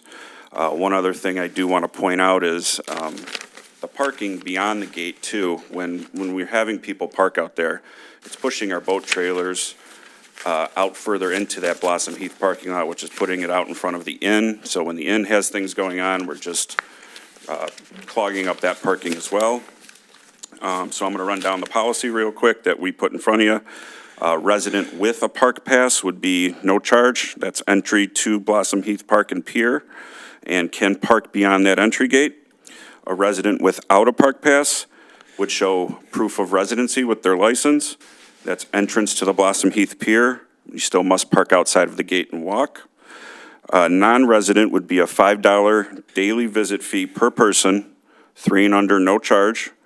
That's entry to the Blossom Heath Pier, but you must park outside the entry gate and walk. And then a non-resident annual pass for $100 per person. It would allow you 1 year access from the time of purchase, and that would be good for entry to the Blossom Heath Pier. You still must park outside of that entry gate and walk. And then one thing I do want to clarify too is non-residents who do come with a resident that has a park pass, we will not require them to pay. They will be as a guest of that resident who already has their park pass. And with that, we'll take any questions. Questions? Mr. Frederick? Yeah, Rob, this is great. I know we've talked about this a little bit. My concern are, how are we handling, because I know we do a lot of cleanup out there. And, some of it is environmental, saying that nicely. Yes. And some of it is caused by humans, right? Whether it be cigarette butts or just littering and those types of things. I'm just wondering, are we doing any kind of violations relative to that? And would it include, forfeiture of your opportunity to have a pass? I guess I want to make sure the people that are out there respect what we have done there and don't take advantage of it by, being. Yeah, so, our guards do as best they can. No, I know they do a As great diligent as job. possible. Yeah. They obviously cannot issue any type of violation, but anybody who's a repeat offender, they'll try to take note of that person, especially now if they have a park pass, we have record of who that person is coming in and out. That information will get passed on to the office. If we deem that person maybe has been a repeat offender, we will look to deny them entry to the park moving forward. Well, and because we're talking about non-residents too. So if somebody spends $100, comes to the pier every day and, smokes and throws it on the ground, right? Which we've got places to put it. Sure. We've got receptacles for that. We've got, garbage cans out there for litter. We're trying to provide everything we can, but yet for some reason, some folks just can't get it into the receptacle. So I'm just wondering, is there some retribution to, change that behavior? Yeah, I mean, I think, if we, I was gonna say too, if for the pass, for the non-residential, resident annual pass for the pier only, if, when they fill out that pass form, they pay their $100, we can put rules and regulations, and if any of these rules and regulations are repeatedly violated, whether it's loud music, whether it's littering, whether it's destruction, that the pass would be forfeited at that time. Okay. So we can make sure we do that. It'll be great. harder for the individual $5 walk-up because we don't usually get a lot of their information. If we have an issue with those, we do call the police now out there for any major littering, noise ordinance, noise violations. The police will go out and work with those individuals. All right, I think that's great. Ms. Burgess. Couple questions. This will be implemented for the 2025 year? that's correct. Okay, because I didn't see that on there. Also, off-season, when we don't have guards there all the time. How is that going to work for non-residents? Well, when we don't have guards there, the park is open for all to use. When I say park, it should be pier. Pier, you're more than welcome to walk down to the pier. We do ask that the police do take extra drives through there. We do keep guards on through the tunnel of lights, so that's through January 15th. And we would have people come back, our guards usually come back around March. So we really have a couple-month period where the weather's pretty bad. Not a lot of people are going down there that time of year.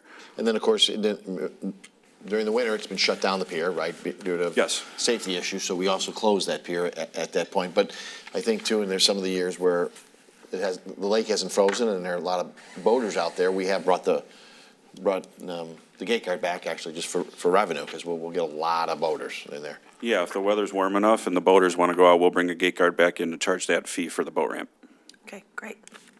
Mr. Rubello? We had a chance to talk with this at length during our study session the last 2 weeks, so I think I've asked you pretty much all the questions I want to ask. And really the last one, because this sort of comes to my mind, is how do you educate the folks that are working for Parks and Rec at the guard shack about this, and how do they implement, some of the stuff? Because there'll be people coming at first, I imagine, that are going to say, wait a second, I never had to pay, so do you have I'd like to see a good plan. I know you probably don't have one now. So every year, we'll have a staff meeting prior to the season actually getting started, and that's when our education will take place to our employees.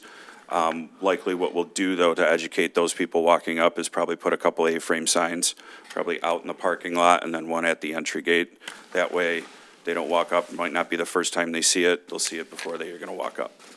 But that's how we would probably go forward with educating the public. Yeah, and I agree. I'm not sure who set it up here, but who would have thought that, the pier would have ever gotten this many people? I mean, I've had a chance. I have a boat there, and you could just see the natural progression of the attendance just going up and up. So this says here, you're looking at maybe about $42,680 worth of revenue. I know you can't, it's not a penny or whatever, Yeah. But that's going to help offset all of the stuff you guys are doing down at the pier as far as the cleanup and the policing of it and all that type of. Yeah, and of course, like you said, that's just kind of a best guess assumption. I do think that we'll see a lower attendance, though, so I don't think that number's probably accurate. But it's just kind of saying this is what we've seen this year, assuming everybody paid for it and guessing how many adults we had. That's the number it would have been closer to. Well, I like the idea that the non-residents would have to pay something too, just like our residents who come into the park have to pay for a park pass. So everybody's sort of paying up here. So I'm gonna, I guess, was there a motion? There's I know not Candace one. has a question. Okay. So, but can I make a motion right now? You can. Okay. So I will recommend council Oh, there we go here. Oh, there we go. I recommend council to approve the institution of a fee for non-resident entry to the Blossom Heath Pier as outlined in the fee structure above. Support. And I imagine there's Moved going by to, Mr. Rebello, supported by Mr. Frederick, yes. I imagine this is going to be a learning curve, and not everything's going to be going right at first. And, you know, this might be one of these moving targets too, but I think at least we're on the right path to covering our costs. The city is growing, a lot of people using our stuff, and it's the town we're building. Mr. Vitale? Yeah, Rob, the only thing I would add, and I think this goes a little bit to the point that Councilman Rebello was making, is that, you know, perhaps initially implementing this maybe on the first, I know it's going to open up in March, but the weather's usually garbage in March anyways. When we first start getting nice days and it's first felt that we're going to get a lot of attendance, you know, maybe open up line of communication with the police chief, and I think the council would support you. So I don't want our guards, a lot of whom are seniors, and it's really a second career for them, and they're not really making a ton of money as guards there, that they have the support of the police department behind them, because I imagine there's going to be people who take this personally and put up quite a stink, and I think just honestly the presence of a marked vehicle or something like that would probably tone a lot of that down. So just something for you to keep. Absolutely. Yeah. Thank you. In mind. Ms. Rusi? Thank you. Well, a couple of statements and questions, I guess.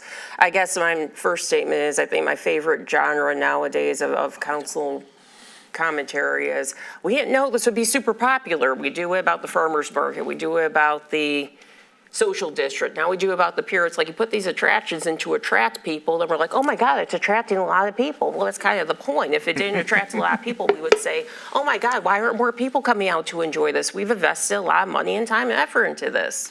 So it's just kind of funny that, oh my God, there's people out there. Well, I think that's kind of the point. Otherwise, we would have kept the pier the same way it was, which did attract a lot of people too, just not as many. But now it's bigger, so there's more room to attract people, I guess. More room for them people. But it's just funny because it has come up so much. Like, there's people. It's like, yeah, that's why you put it there. Otherwise don't put it there. Next time somebody has a new idea, it's say, watch out, there might be people come out. It's funny to me because it's just funny. But it's predictable. It's very predictable.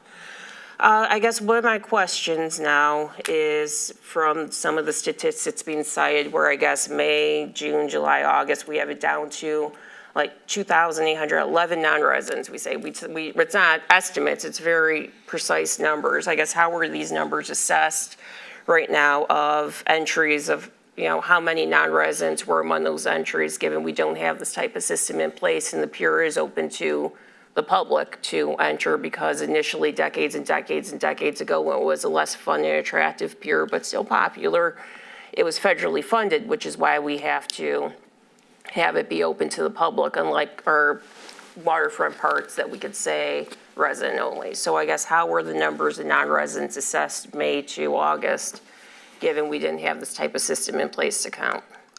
Are you asking how we're doing that? Yeah, so, if it says 2,811 non-residents, how was that number determined? So we implemented this year the new park pass with the barcode on it. Mm-hmm. And as people come in, we scan those and it keeps record of who's come in the park. Mm-hmm. That'll tell us how many residents, who's in the park. And when a non-resident comes in, we have a card in the guard shack that as people come by, and they do as best they can, so they know a non-resident's walking in, they click that pass.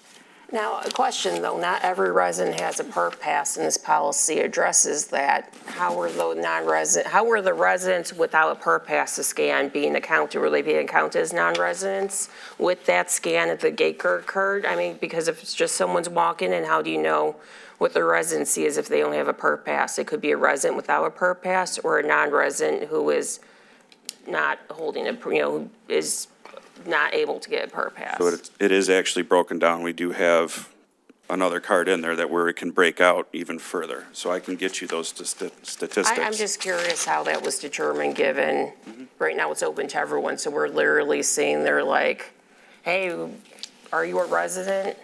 Yeah, I do Well, it. we know as they That's come, my as they question. walk up through the gate, the guard asks, are you coming in for the pier? And if they say they're coming in from the pier, if they're not checking a license for residency, they know that they're a non-resident then, and they'll scan them to send them down. Was this done during special events where, like the farmers markets, the beer, bass, brew, dog, and luau events that we have a lot of?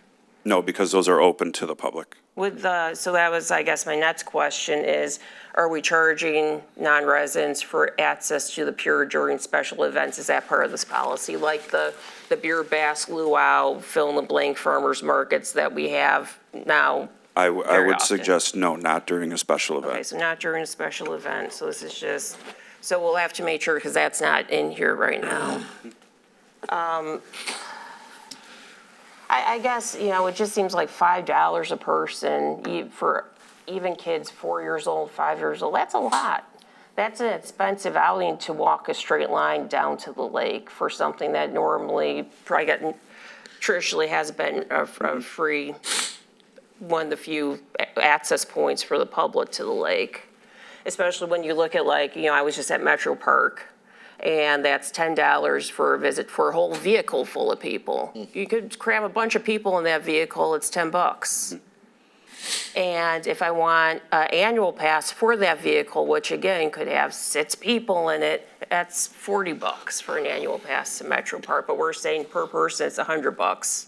So what I would say to the daily fee is, we tried to keep it to a simple number, so that way we didn't have to have a guard down there playing with a lot of change.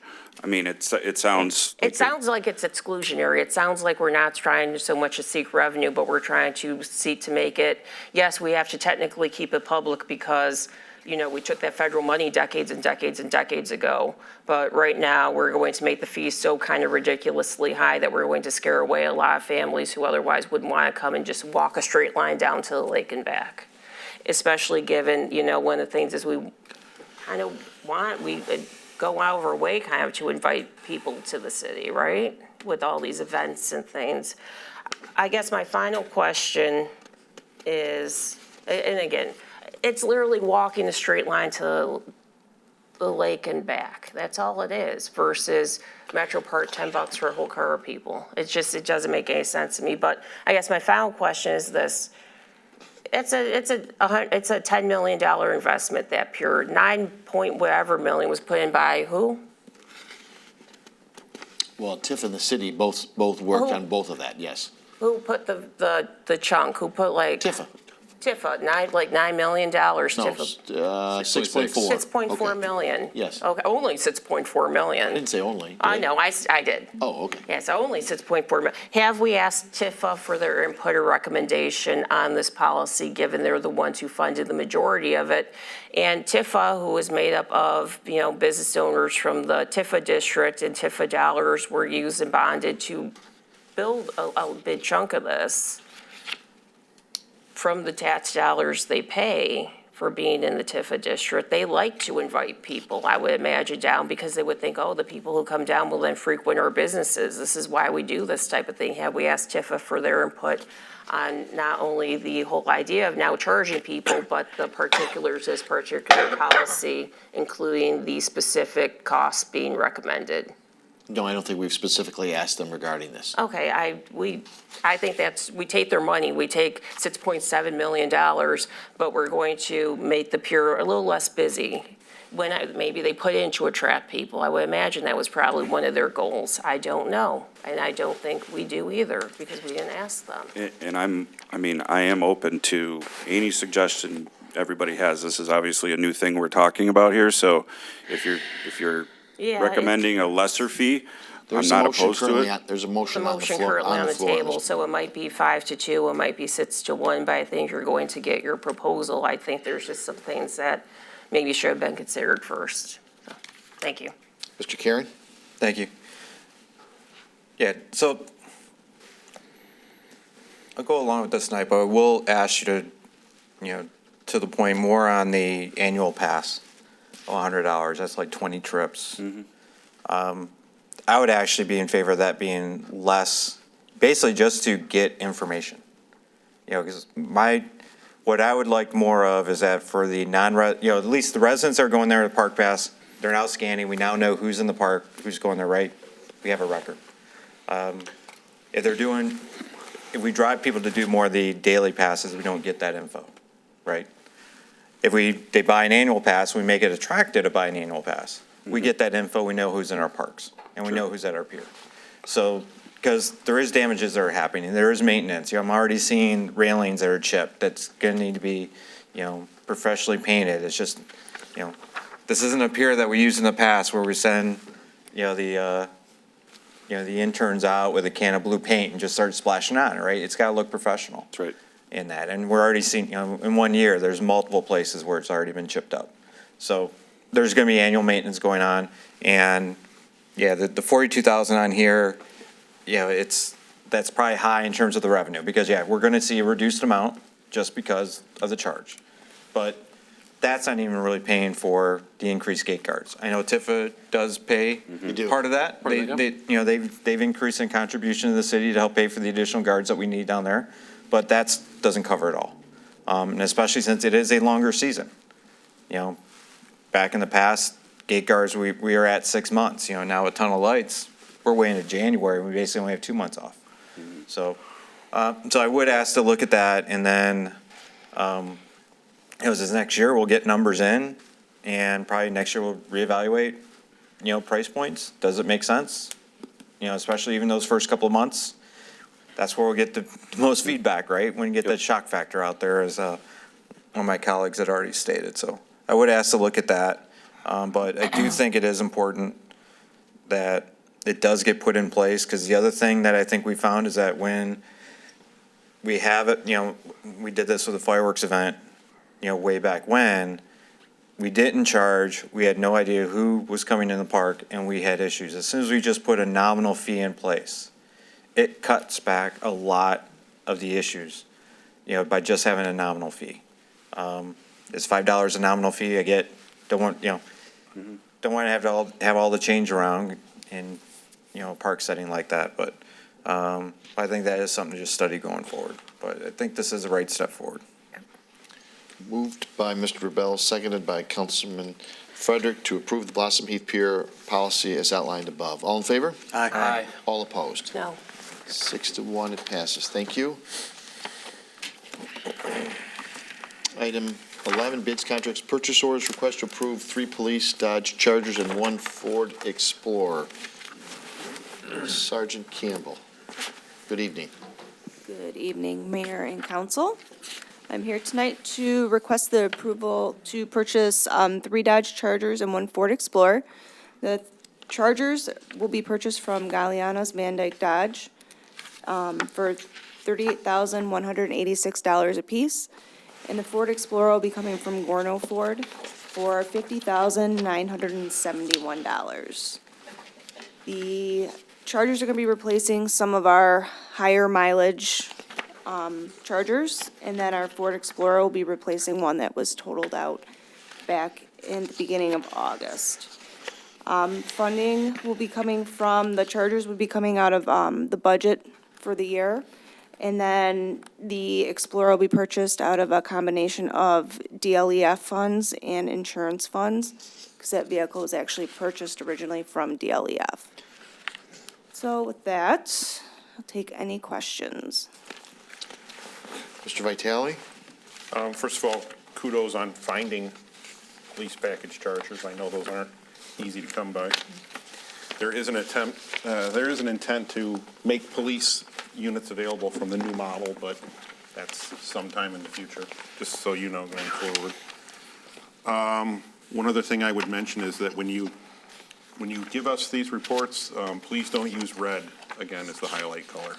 Yeah, I normally don't go that in-depth, but our fleet's looking pretty rough right now, so. Actually, this is really good information. What's going on with Unit 604 with $24,000 in repair costs? So, actually, no. I was looking through, so I get our repair costs from Motor Pool, and the packets that they give me for the Scout cars, apparently that one in particular, they included the buildup in that. So it's actually more, just under $7,000 in repair costs.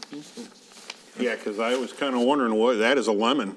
Yeah. Replace that Not the case. one. Okay, other than that, I would make a motion to purchase the 3 V6 all-wheel drive Dodge Chargers from Galliana's Van Dyke Dodge and 1 Ford Explorer from Gorno Ford. Support. Moved by Mr. Vitale, supported by Ms. Rusi. Ms. Rusi, question. Hey, not a question, just a comment. I always like your, the packets you put together, Sergeant Campbell. Thank you. Even the red? Even the red. For the red. I can read it if I take my glasses off and look close, so it's still legible. But, no, I appreciate the thoroughness, as always, of the information. And that's noticed and, again, appreciated. So I just wanted to comment. Thank you. All in favor? Aye. All opposed? Thank Have a you, great 7-0. Thank you. Request approval to purchase field inspection for code enforcement. Denise Pike, CDI Director.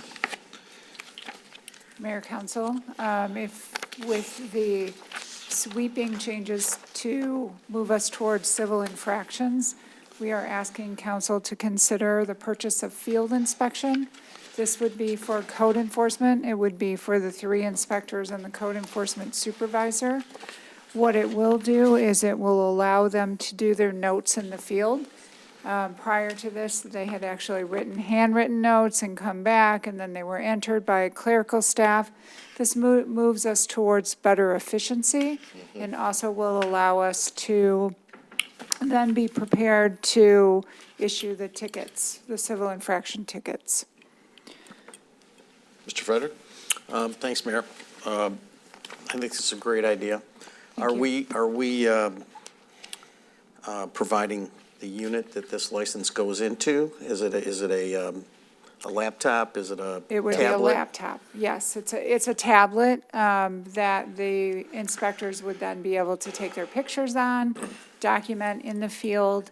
It is not real-time in BSNA, but what would happen is they would come back and they would sync then to the server so that all of their notes would be updated So a daily when batch? they get back. Daily Right. batch? Right. That's pretty good. And then, are we going to implement any kind of, I guess would be a violation printer, or is this something that we're going to send back later? What are we thinking? Eventually, we would like to get the printers in the car. We have been working with Sergeant Campbell on the, using Clemis, which is the program that we have to write the tickets under. So that would be the next step in our evolution towards civil infractions and being able to do it right in the field. For now, they would come back and then they would print off the tickets in the office. Okay. Ms. Burgess? I love this. I just feel like some of the stuff that we're doing, moving towards the civil infractions instead of, misdemeanors, and giving people the opportunity to be able to do their job better, more efficient, and, even with the, the new fee schedules and everything, I just think it's a great addition. I think other cities have already gone here, and we've been kind of behind the times, so this is really, I'm really loving this. I just wanted to make that comment. Thank you. We did visit another city, another code enforcement officer who does exactly the same thing, so we had the opportunity to firsthand talk with an individual, and that was myself and our code enforcement supervisor. Saves time. It does. Oh my It's gosh. much more efficient. It is, for the administrative side of it, it will be an amazing addition. Mr. Vitale? One thing I don't see mentioned in here, I am assuming, because these are tablets, they'll have cameras, They will have cameras, yes. so they will be uploading photographs. Yes, they'll be taking photographs with their Okay. tablets. All right, because that's equal to 1,000 words. Yes. That is, no, but seriously, Maybe that does, 2,000 of in course, some for a cases. court case or something like that, Yes. makes it a lot easier. Would there be a way for a resident who receives a ticket like this to be able to see that photograph? We do share that for residents, if they, say, I don't know what you're talking about, we do share photographs with them. Yeah, because I would think that Right. would happen. Now, would that require a trip to CDI physically, or is it something they could do email? They can email. Often that's done between the code enforcement supervisor and the resident, because the inspectors are, of course, out in the field. So she's the one that would and can email pictures to say, this is what we saw the day that we were there. Now, one thing I would say when it comes to being able to print these out in the vehicle, I don't know how that works in terms of proper notice, just posting it on the door. Does that count as a proper service, or does it have to come through the mail? And I would say that in some cases, you're going to have property owners that are in different cities, and this property may not even be occupied. Right. So you can post it on the door and no one's going to see it. So, We see that now, and I would defer to the city attorney about proper notice for a civil infraction ticket, but I would think that if a property were vacant, we wouldn't be leaving a ticket on the door. it could be hard to tell. It can be hard to tell, Yeah. yes. So I think there's probably benefit to it, but it may not be the Right. perfect solution. Something we'll continue to evaluate. And the Yeah. nice thing, this BSNA system is the same system we use for our taxes and for our financing. So with the BSNA system, it will pop up when they're out in the field to let them know if it is registered as a non-owner occupied. Okay. So it does trigger that next step, that a notice has to be sent to the owner occupied, not just resident. It also allows us, because we do have the tablets there, to be able to take a picture of the notice that we leave. So you have a lot of people say, oh, this wasn't left, or I didn't see it. We are able to document that that was left at the house, but we are able to notify. Now, if it isn't registered as a non-owner occupied, I would kick that to legal to find out how we would be able to notify if it's not registered correctly. But this will also help us collect those.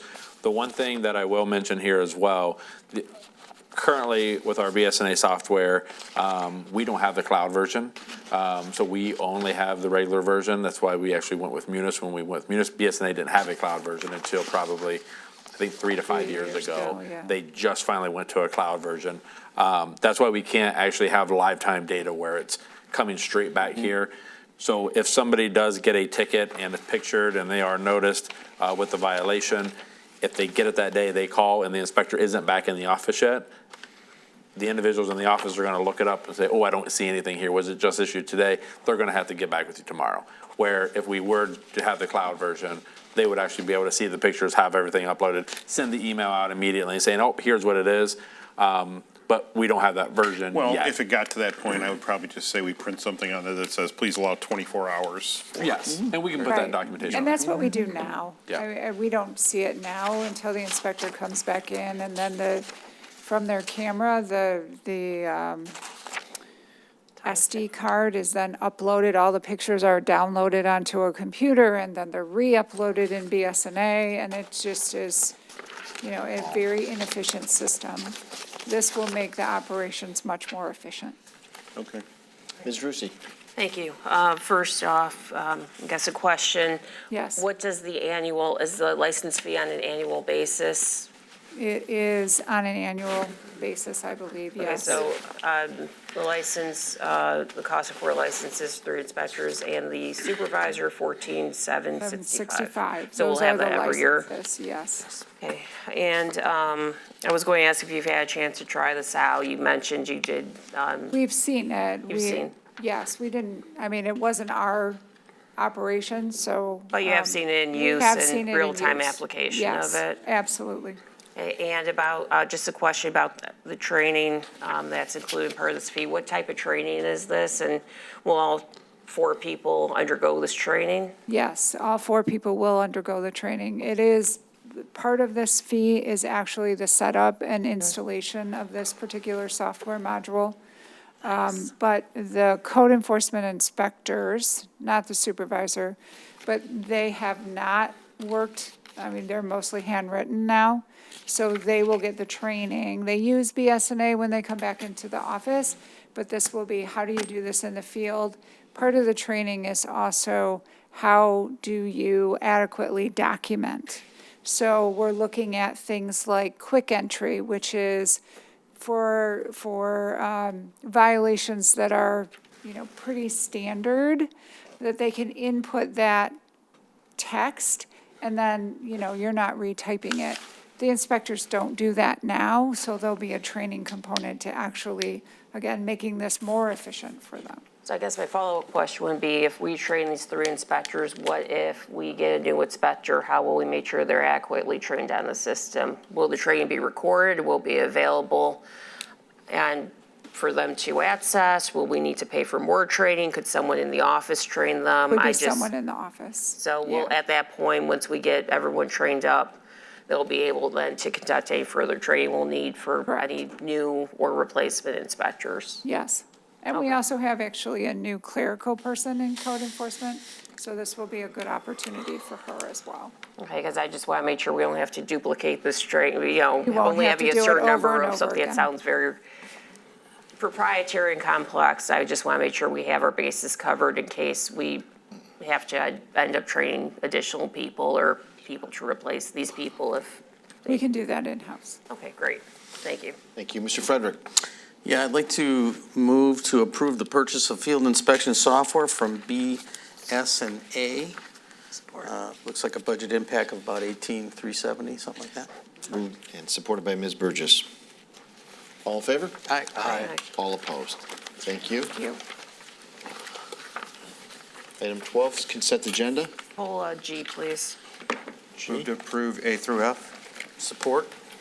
Moved by Mr. Karen, supported by Mr. Frederick. Ms. Rusi asks 12G to be pulled. All in favor? Aye. All opposed. 12G, which is 2025 Parks and Recreation fees. Ms. Rusi. Yep, I know we discussed this at a study session Yes. that wasn't televised or available to the public. It was obviously open to the public if they wanted to come and sit down here, but given that these are fees that users will be paying from the golf course to the pool, boating, boat ramps, ball field rentals, I think it would be good to raise this and address this publicly so people are aware of these changes versus having this in a consent agenda. I think going forward, things like this should be on the regular agenda for discussion and visibility for the public that will be paying these fees. Okay. So if, I guess So you'd like Mr. I would like Mr. Spinizzola Yeah, I'd like Rob to, highlight some of the changes in give these an costs. All overview right. and give this so the people at home are aware of these changes that they'll be encountering if this passes. So, yeah, we'll start with ball field rental. Okay. First thing we did there was we took how much it was costing us to take care of Kite Monroe Field per game. Came out to about $56 per game there. So what we're suggesting for the baseball associations is an increase to St. Clair Shores, 60 for Kite Monroe, and 55, sorry, I gotta find my sheet. 55 for the Skin Diamonds, and Lock St. Clair is 50 and 40.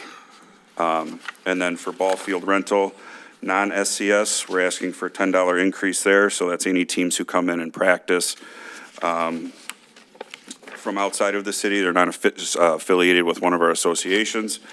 And then there's tournament fees. We are requesting a $20 increase for those. Those are the groups that come in and book multiple games over the course of a weekend. We do give a little discount for them booking like a Friday, Saturday, Sunday. Soccer player fees, we are requesting a $10 increase there. The last time we know that it was increased was about 5 years ago. So a lot of these fees that I'm going to be talking about here, it's been quite a while since they've been increased. Next fee. Why don't you try boat ramps? Boat ramps. Give me 1 second, Mayor. Boat ramp fee for residents is going to increase $5, so it's going from 10 to 15, and non-residents will go from 15 to 20. That has been about 20 years since that fee has been raised. Pool fees, we're looking for a $1 increase on daily admission fees, and then on the family passes, we're looking at a $20 increase on season passes. So individual, senior pass, a family of 4, and then additional family member will stay the same. Golf course fees, the golf course is requesting a $2 increase for 9-hole rounds and a $5 increase for 18-hole rounds. And for boating, we're actually requesting no change for the boat wells for this year. Same thing for ice rental as well, because we just increased those. Both of them, yep. Yep. Both, yeah. Okay. Other questions? Mr. Rebello? Yeah, Robin, I know, again, we talked about this. This is great, moving in the right direction, covering some costs here. We've been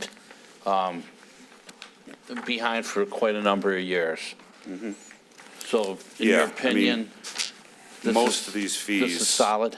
Yeah, so I think the shortest amount of time something was changed was about 5 years. And some of these go back almost 20 years from the last time they were actually increased. So for an example, the one that kind of stood out to me is the family pool pass in 1999 was $175 for 4 people. Right. So I was going to actually ask you about that, because that would be one of the most craziest ones on here, how far really are behind on this stuff. Did you say the boat wells just came up? Was that last year? $50 last year. They increased it last year. Okay, so we looked at that. So what would be the next step as far as reviewing this? How many years out would we look at? Well, I think another every vote? year we need to look at what things are costing us and evaluating it from there. And then, as Councilman Karen suggested at the study session, is for some of these things, we need to probably find a good baseline, whether it's a percentage or a dollar amount that non-residents get charged on top of residents. And that just stays our moving target as we increase things. Okay, because the golf course obviously does great. What do we make about 300 grand on that a year? It's close to that. No, it depends on on the the year. capital needs of that, and of course, as you know, they're probably in the area of $1.5 million in capital needs, so when you look at the parking lot and cart pass, but some years they make it good, some years they put more capital in, it's a lot less. Okay. So I thought that number, I thought we talked, Dustin, it was about 300, but, okay. If you I don't have know a where I got 300, that. you don't have a lot of It's got capital. to go back in. Okay. That's correct. All right. What do you say? It's got to go back in. Just as long as For we're sure. keeping up and not these big gaps, of years go by, so people don't look at sticker shock. And guys, of course, you got to sort of, balance between raising prices and looking at, customers. So you don't think this will do anything to that? No, I've communicated to both baseball associations Oh. that this was Wonderful. going to be on the agenda tonight. Great. Nobody had really any pushback as of yet. Way to be So- proactive. Yep. Okay. I will move to approve the 2025 Parks and Rec fee structure. Support with a quick comment, Okay, moved by Mr. Rebello, supported by Mr. Frederick. just a small comment. Okay. All right. So for anybody who was listening out there, the St. Clair Shores baseball softball fees are slightly higher than Loch St. Clair. That's because we schedule for SCS BSA and not for Loch St. Clair. Yes, thank you for pointing that out. That's correct. Thank you. All in favor? Aye. All opposed? No. 6-1, it passes. Thank you. Thank you. Item 13 is updates and follow-ups from prior council meeting. Ms. Rusi mentioned she did not receive the bid submittals for the moving services. Documents were emailed to council on 9/4/24 and were in the packet. Ms. Rusi asked why there was a delay when bringing the Hazelwood Alley vacation to council if the planning commission reviewed it in April. The alley was inadvertently removed from an earlier council agendas. Can I ask about that? How does Yes. something get inadvertently removed from a council agenda? So I asked that to Liz. They had put 2 on there, and when she emailed the clerk's office to remove them, she didn't specify which one, and they removed both, and then it just didn't get on, and then it was just dropped and never got put back How on. does something get put on there twice? No, there was 2 different alley vacations, and that so- on that agenda. So they removed both alley vacations when Yes. should have been one alley vacation? There was a clarification issue on Liz's part, she mentioned. Yep. That wasn't noticed until, okay. And then she went through to seeing it, and yes, then put it back on. Okay. Mr. Karen asked for clarification on the roles and responsibilities for Yo and Yo. Yo and Yo has been contacted and will be reaching out to each one of the council members because I know that was specified. Yeah, well, so question on that, because I specified they reach out to allow people to comment before they start the audit, but the engagement letter cover page had a specific one about, and it sounded like during the audit, it would reach out to a council member. Correct. And then it was specified that we wanted them not to just reach out to one council member, but to that, it So was. during that step of the audit, right? Correct. Okay, Yep. so there should be 2 steps of engagement. Yes. Prior to, which has already happened. Right. And then during, when they reach that stage, they'll They reach will out reach again. out to council. Okay, thank Yep. you. Mr. Karen mentioned there was a large difference in the road quality rating between 2021 and now the 2024 TAMP. As we had mentioned in our TAMP process, it is based on the reviewer and the specific one small section of the road. You take the smallest section and the worst section on that road, and that's where the road actually gets evaluated. And that was actually in the council packet and discussed earlier. Ms. Rusi asked for clarification in the TAMP. There are some sections that are not clear. Once again, that was discussed today, and the documentation did have a few edits, and that was re-evaluated today and then sent to Yep, and council. the edits were very good and I think inclusive of the comments that were made. So again, kudos to Freckleton on that. Perfect. Ms. Rucci asked for information on the other communities from Sarissa, not just St. Clair Shores. That was sent to council on 9/12, and then the documents are also in the packet. Mr. Karen sent an email on August 7th regarding procedural questions on the zoning meeting and asked for a reply. Memo sent to the attorney on 9/10 of '24. Mr. Karen asked for a list of trees that were removed from the right-of-way from the company we were in contract with for the last 2 years. When he is out walking his dog, he can see where the trees have been taken down, and there's just a pile of dirt. DPW is compiling a list along with a visual inspection, and they have already started doing restoration earlier this week. I love how personal context is added to the follow-up. Sorry, Personal context. I think you got an email added after this was actually submitted. That's why I kind of added the personal contact. Okay, So Brian sent an email after this was already printed for the agenda on Friday. all right. Mr. Karen mentioned he saw that a $2,300 check was written to AEW for DDA plans. He asked for a copy of those plans. The plans and final report are submitted to SIMCOG, is also in the zip drive that is available and is available at City Hall. The reason they're not in your packet is the file was too large to actually include in the printed version. Mr. Frederick received 2 separate calls. Can I ask a follow-up on number Yes. 9? Yeah. How were they submitted to SEMCOG? It says the plans and final report submitted to SEMCOG. How was the report submitted to SEMCOG? It was a file share link through a Google No, Drive. I don't mean physically. I mean, it never came back to council. I mean, we had looked at some prior turn of the DDA plan, remember, about the post office, and now it was submitted, and I looked at it. So the reason that the final report went to SEMCOG is it was a grant that we received. Right, I'm So more- it was the final report for the grant. I guess I'm just curious how that could not have come to council beforehand, not only for approval or even a receive and file until John asked about it, but without any input from us.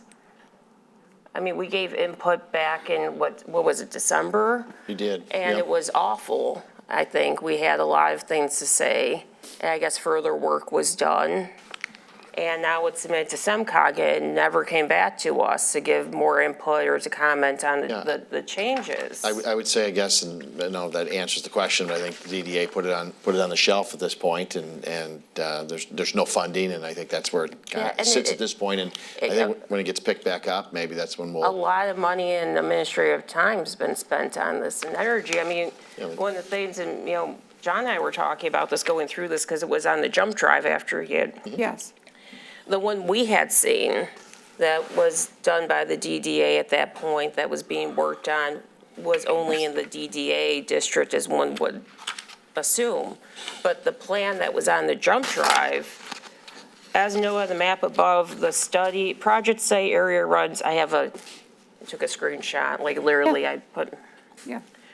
As noted on the map above, the project study area runs along 9 Mile Road between I-94 and Jefferson. So whereas the one we saw was only in the DDA district, which would make sense for the DDA to be considered, and apparently the DDA also then considered all the way to Jefferson East and all the way to I-94 West on 9 Mile, which a lot of that's not in the DDA district. So how was that included? So the grant was for multimodal transportation. There were, as part of the conversation, there were discussions around work that's being done in East Point, how would we connect to 9 Mile, and then the connection between the downtown district and the nautical mile. So in the DDA plan, while the improvements, streetscape improvements were focused along Greater Mac for the most part between 9 Mile and 9 Mac Cavalier, there was discussion about should there be a path that would run along 9 Mile to the nautical mile, what maybe, and I don't, East Point, I believe, is considering bike lanes. There were conversations around that. That was all part of the SEMCOG grant narrative and the reason that it was included in the then final report. I mean, once the plan study area goes beyond the DDA, it seems like it would go beyond the DDA only jurisdiction where, I mean, should involve our input, right? And I think as the mayor mentioned, because there was the recognition that there was no money. Yeah, but still, now we have this document filed with SEMCOG, and it includes things like road diets, which have been very controversial, anyone reading anything in East Point, that's been a very controversial thing to the point where we have some council members now currently being recalled for bringing up road diets. So the road diets that we were referring to was the removal of much of the parking islands, for lack of a better word, in the downtown along Greater Mac. So there is those kind of inlet parking areas, those were all proposed to be removed, and it would be on-street parking. I know there's no money to do this, but apparently there might be, I would imagine someone's going to try to use this to get money, right? That's the whole reason why this was done, to be part of a grant that is then pursued. I mean, this document right now is filed with SEMCOG that paid a lot, and we also contributed, the city did contribute funding toward this study. The DDA did, yep. The DDA, and The DDA and the grant, actually, and then we paid $20,000 out of CDI's budget and then towards we, it as yeah, well. and then we, the city, and we had no Right. input into this document. Out of the general fund. After it was, first came to us for just a very small segment of it, and we didn't like a lot of it. And now you look at even things like, John and I were discussing, we didn't like how in the initial when they were removing the parking from the front of the post office, which that parking is utilized extensively by post office patrons. So now there's parking in front of it diagonal that I think 6 spaces in this latest turn of the plan, which is filed, so I guess it's the finalized plan, where people have to be backing out into traffic to leave that space, which I think is even more dangerous. I would say that this is not the final plan. The final plan is when the DDA has money to actually implement something. Because it does say on the thing, the plans and final report submitted to SEMCOG, so there is some finalization here. It's a final report. It's a final for report. sure, yes. But I'm sure that there are more iterations of the downtown plan Well, to it has to come. be a lot more than that. Yeah, it just, do that. it came to us, we spent time on it, it never came back to us. And I just, again, why is it always the post office? Just like the post office lease, I guess. I assumed that fell through the cracks. No, it turns out it was executed. Then we had to ask, and we got it at the end, And now it's this, and it's like, what happened to that? I don't know. Money was paid, I see in the invoices. Oh, it was filed. Oh, okay. It just is, we didn't even do like a receive and file under consent agenda, let alone give our input into whoever this is. It just, and it's not like the fact, we don't have money to do this. We knew we didn't have money to do this. Why even take this plan on? We knew we didn't have money to do this. We knew the money would have to come later. We knew there wasn't a big pile of money sitting there for us to start redoing Jefferson to I-90, we knew that.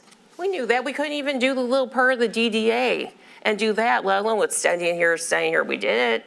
We knew there wasn't money available when this plan was undertaken. So again, now we have this document submitted that represents zero council input into this final product. And any council input that was given was way back in, what was it, December? And we didn't like a lot of what was being presented. And we were, I guess, looking forward to the next turn of it, and it didn't come to us. But now it's submitted with SEMCOG, and we have it on a jump drive, and My apologies. how do you tell somebody? Well, it's not your fault. I mean, Whose fault is it? mine. It's Kip's fault.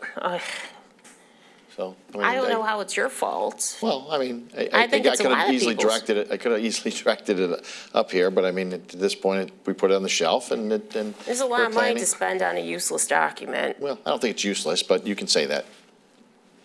I certainly can. I mean, there's a point to it, I would assume, and that's my point. So if it's not useless, I guess it's what useful, and we didn't get any input into this useful document. Or it's useless. But you just said it's not useless. So what is it? It just doesn't make any sense to me why this would not have been brought back at any time for us to, just like we do the TAMP, just like we do the Parks and Rec Master Plan. I mean, I don't understand. I don't understand the DDA's jurisdiction now extends, not for the money collection and money use, but for the planning purposes, all the way to I-94 and all the way to Jefferson. That just doesn't make any sense to me, but other people have their pens up. Thank you. Mr. Karen? Thank you. Yeah, on top of that, because I had to request this twice, You did. right? And the report was dated June 28th, and I think it was stated, well, it was too big to print out. That's the printout I did today. These are the other attachments for the other follow-ups. So I don't know why this wasn't printed out where all the CDBG regulations and everything was. I know the attachment file was huge. As Councilwoman Rusi and I were talking on the phone today, it crashed my computer trying to open that one up. So I get that one, but this one opened up fine. And I think the main point is that this went beyond the DDA. And even when we discussed it in the presentation at council in December 2023, we only talked the DDA area. So that's what we all thought this was. Why we didn't think we had to review it. And then we finally get it, and we find, no, it went from Jefferson out to 94, and it's encompassing other parts of the master plan, which hasn't even been approved yet. And so I think it's just a matter of planning within the DDA jurisdiction definitely belongs to that group and those people that are interested in that. It goes outside of that, that comes back to council. And that, because there are definitely things in here that need to be discussed before they're being proposed outside the city. But unfortunately, the plan's already been submitted. And it wasn't just talked about in December that it was this broader mobility plan. You know, it was, hey, how do we redesign Greater Mac going between the businesses, right? We didn't even really talk about Cavalier, 9 Mac Drive. We didn't talk about the other roads. Talked a little bit about how do you connect nautical mile to the DDA area. Right. Didn't talk anything going to 94. So that's just kind of the frustration of that. And I do think in terms of when we're asking for things, updates and follow-ups, it's like, because I did notice like this whole packet that came from the study session, all these things that were printed out here were also emailed to us 2 weeks ago, right? This was provided on a jump drive, you know, with no notification, you know, until you dig into the notes and you find it there. So it's like, I just think from a policy standpoint for administration, when we're asking for documents, it's got to be a common way that things are being communicated. I prefer things actually in email. If I want to print it off, I can. But if I also want to find it again, I can find it. Okay. Because I'm accessing things on between phone, tablet, and 2 different computers. Sometimes Understood. I need to be able to find something, so. But I think going forward, to Councilwoman Rusi's point, anything that is a plan that we're submitting to an outside agency that goes beyond the jurisdiction of TIFA and DDA should be coming to council for at least receive and file, if not discussion. Especially ones of like, yeah, talking about road diets with what's going on in East Point. And and where they ended up, where 3 members of council want the road diet, 2 are opposed, so everything's a 3-2 vote. But in order to make sure they still got funding for this year, the middle section is still gonna be 5 lanes. Another section is gonna be 3 lanes on one side, and on the other side, back to 3 lanes, back to 5 lanes when you get to Warren. It's gonna be doing this thing all through East Point, so it's like, there's gotta be better planning than just how we're connecting. So that, gotta worry about our own boundaries as well. Okay. And that, and what's best for our businesses and our residents, prior to connecting to what's going on across I-94. Okay. That's all. Mr. Rubello? Denise, I know, I understand what, everyone's got their own way of doing stuff. Myself, if I have problems or I have a question, I know the mayor's involved with the DDA. Mayor, when are the meetings are open? You can go in there anytime and listen to it, just in case, and this goes out to anybody in St. Clair Shores. If you want to come to an open meeting of the DDA. All the committees are open to people. You can go anytime. Right. Okay, so I have a lot of interest in the DDAs, I get it, and sometimes I'll just go to you, okay? Because I just don't know if I'm gonna get anything on paper, so I'm not gonna take the chance to missing out, because I'm interested in it, and quite frankly, I think we've all heard about the East Point area and all that. It's been all over the papers, and I'm not interested in going over the bridge, and I'm interested in St. Clair Shores. Right. And we have talked about, up here, I've mentioned it several times, correct me if I'm wrong, about connecting the DDA to the Jefferson Avenue area. I mean, that Often. has been brought up. So I guess my way of doing it sometimes is different than other people's. And John, I know when you have like something engineering thing, or you call the guys. I call her. I don't always get the answers I want from Denise, but I get it, and I'll ask the mayor about the DDA stuff, and everyone's got their own way of doing it. So I guess if he prefers to get it on paper, and on paper, but. Okay. Ms. Rusi? This should come to us. Yeah, let's. This should come to us at the next agenda for discussion, and I'm sure a 5-2 vote, but it should come to us for public discussion. I don't know about with the vote, but Mr. Carey? So just to clarify, the important thing, you can't ask any questions if you never got it. Right. I can't ask any questions about what does the plan have from Harper to 9 Mile if that wasn't part of the discussion in December. That's the main point. Sure. Is that this went beyond the DDA in that. So just note for the future. Continue, Mr. Dlent. Yeah, so before I get to the next one, I do want to say we do try to email council immediately when we get your question from the previous meeting. But the reason we're actually making the copies of everything is so the public, if they want to go for a follow-up, it is in the packet so anybody can see it. And that way you also get a hard copy. And I remember Councilwoman Rusi mentioning as well that she likes to be able to go back in the previous packets and be able to say, oh, hey, this was here. That's why we're putting all of it in here. So we do try to, and as a work study as well, we printed all of that Except as for well. the one document I asked for. And I will say, I apologize. I actually asked if we could put the document in here, and I was actually told that it was too large for whatever reason. The appendixes definitely were, because that crashed my computer. Correct. So in order to make sure we got it, we still put it on the zip drive to make sure everybody still got a copy. So I do apologize that it wasn't here, but that is the process, is trying to make sure everybody gets a printed version and also an email version. So moving on to number 10, Mr. Frederick received 2 separate phone calls regarding people who paid their sewer line warranty of America bill, then received a cancellation notice, and then received another invoice. He asked if there was anything the city could do. The attorney has reached out to the company and is still waiting a response from the company. And then, page over, Mr. Vitale asked for the link of the city job postings. It is at www.scsmi.net/jobs.aspx. But you can also access it right from the main city's page and then apply for jobs. It's right on the main page. Ms. Burgess asked for information on what agenda items were tabled in the past, when and why. That email was sent on 9/12 of 2024, and that document is also attached. That was a great question, Doug.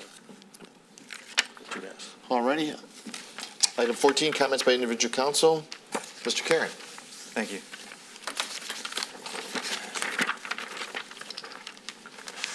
We already talked about 9 Mile Greater Max Streets plan, so I can scratch that one off.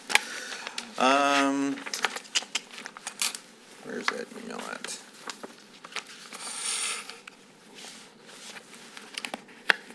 All the paper shuffling, I lost an email I had. So anyway. Set it up there.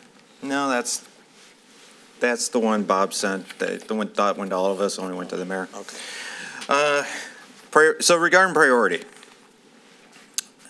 this last week got pulled into an issue, Councilwoman Rusi was also involved with this issue of that a family was actually having to clean out their father's house after he got put into memory care. So there's quite a bit of trash they had to put out. They put it out, they waited to Wednesday night, pickup was on Thursday, so they were trying to comply. It wasn't like a regular landlord, we're just putting it out whenever. They were trying to be respectful of their neighbors. And the pickup was missed on Thursday. I think Councilwoman Rusi originally got an email from one of the family members, and Mr. Beretta replied back that they would look into it Friday morning. And later on in that day, unbeknownst to me, that communication already happened, I got contacted by another family member who I happened to graduate high school with. And she sent me the picture and said, hey, it was missed. So I sent it over to Mr. Beretta and Mr. Vinay, saying, hey, this pickup was missed, can this get taken care of? And the response I got back was, yep, we're aware of that address. That will get picked up as a courtesy to the city because it is a mess. I'm looking at the pictures, like there's a lot. There's several big garbage bags, contractor bags, things in boxes. But it was all at the curb, fairly well, organized as much as that can be when you're having to clean out a relative's house. But I'm a little concerned that Priority's response was as a courtesy to the city. It's not a courtesy, it's contractual. So I guess, has there been any other conversations with Priority where large pickups like that? I know we've had issues in terms of like landlord cleanouts on wrong days and things like that. But this is one of a residential property, homeowner, unfortunate circumstance. So has there been any different conversation with Priority? No. That large ones could get missed like that? No. Okay. Any conversation with them in terms of if they are intentionally going to skip a house, which obviously this one was, that they do any type of notification to the homeowner for why? Because there could be circumstances, people, I've seen people put out boards with nails sticking out. It's not safe for people to have to pick those up. I could get that, but they ought to be dropping some notification if they're not going to pick something up for why or what's not compliant. So I guess we can follow Priority on both of those. And I think, Matt, you were on the email exchange in terms of my email string, so you can pull that up.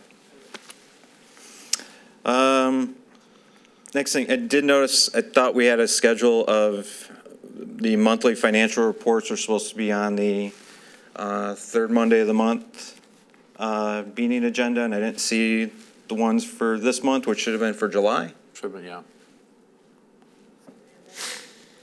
Okay. Because I think at the last meeting, last time they were on the agenda, I had to remind staff to put it on there. So I was hoping not to have to do that again. Okay. And last thing, Rob, we had a second S-shaped bench for the pier. Whatever happened to it? I know we had issues of wrong parts and issues with the company. I don't know whatever happened, but because that was like $10,000, $12,000 we spent for that. So salesman changed for landscape forms. The last salesman just seemed to keep ignoring it. The new salesman has told us he will get us the correct parts, and we do plan to put that out. Okay. You have any timing from them on that, or? I can get one, I'll email you. Do we have to send everything else back in order to get the correct one, basically, probably? He didn't say either way. We're not going to have to send back the shell. We'll be able to keep that, but as far as the other parts go, I don't think they would expect those back. Okay. All right. Thank you. That's all. Thank you. Mr. Frederick? Thanks, Mayor. So, two empty businesses that we keep getting calls about. The Amazon Fresh, what's happening there? Do we have any word? Or even what they're going to call it, if they're? We do not. We do Okay. not. And then the other one was the Gabe's at 13 and Harper. Are they still in the queue? Maybe Denise can answer Denise, that. do you know? My last conversation with their facilities manager was maybe a month ago. She said that they are looking to spring 2025 right now. Okay, so that's still a go. It's still in the queue Don't make any Christmas as shopping of today. plans. Yeah, no shopping over there yet. Okay, so I just want to thank Councilman Rebello, Councilman Burgess, Councilwoman Rusi, who all were at the Wigs for Kids Gala which we had last week, which was a great night, sold out, a lot of fun. So thanks you guys for supporting that. I also wanted to say that we had a really great art fair over the weekend, which benefits the Miss St. Clair Shores pageant. So Dave, I saw that you were out there helping with, helping the artists at the end of it when everybody's exhausted. I appreciate you being out there to help take that stuff down. That was huge. That was Trying to huge. get a freebie too out of it. Yeah, were you? Did you get it? There was nothing to get. Well, and thanks to everybody else that helped too. I know there was a lot of volunteers, but Dave, I appreciate it there. I know I saw Linda there, I saw Candace there with Logan and her sister. Logan came back, he didn't, I offered him a hot dog, he didn't want it, so I don't know. Anyway, and then, I guess the Shores Oktoberfest is coming up, I'm assuming, Linda, you're gonna talk about it? All right, awesome. All right, well, last thing left to do is let's talk about the library just a little bit. Join fellow readers in the library's Reading Lounge for a patron-led group devoted to reading exactly what you choose. Meet at 6:30 p.m. on September 18th. Grab a seat, socialize with other readers, and possibly share what you're reading. No registration is required. The library is also hosting an adult drop-in makerspace in the library meeting room on September 26th from 6 to 7 p.m. Come in and try out some of the library's makerspace stations and see how they work. Registration started today for a new series of Little Yogi Yoga. This 30-minute playful yoga class includes movement, mindfulness, and a story to create a calm mind. This 4-week session is suitable for all abilities and is sensory-friendly. You may bring your own mat, or one will be provided. Registration can be done online, in person, or by calling the library. Library sign-up month continues through the month of September. The library will be entering all those who sign up for a new card into a prize drawing at the end of the month. Also, to celebrate Library Card Sign-Up Month, September, we have a weekly adult scavenger hunt starting with a clue on Facebook each Monday morning at 9 a.m. Kids don't have to miss out on the fun either with an ongoing scavenger hunt in the youth services room where participants get their own Transformers-themed prize. Also, the library wanted to thank all the city departments that contributed to the success of Touch a Truck. The event drew nearly 700 attendees. It was packed. For details on future events at the library, be sure to visit our brand-new website, which is still a work in progress, but it looks pretty good. Simply to select the upcoming events section for all the latest info. That's all I have, Mayor. Thanks. Thank you, Mr. Vitale. Just 2 updates I'd like to get on, and no need to try to update them tonight, but maybe as an email. The property, the residential property across from Lakeview on 11 Mile that was scheduled for demo and given an extension. I'd like to get timelines on all that. Also, the former cultivation station, where we're at on that one. And we have the condo association, which I cannot remember the name of, but they are required by their site plan to have a privacy wall. They put up some arborvitaes there. That's pretty weed choked, to be honest with you. I got to look at it again. It's They're not doing anything on that, so I'd like to know where we're at on that one too. That's all I have. Okay, thank you. Ms. Burgess? Just a few things.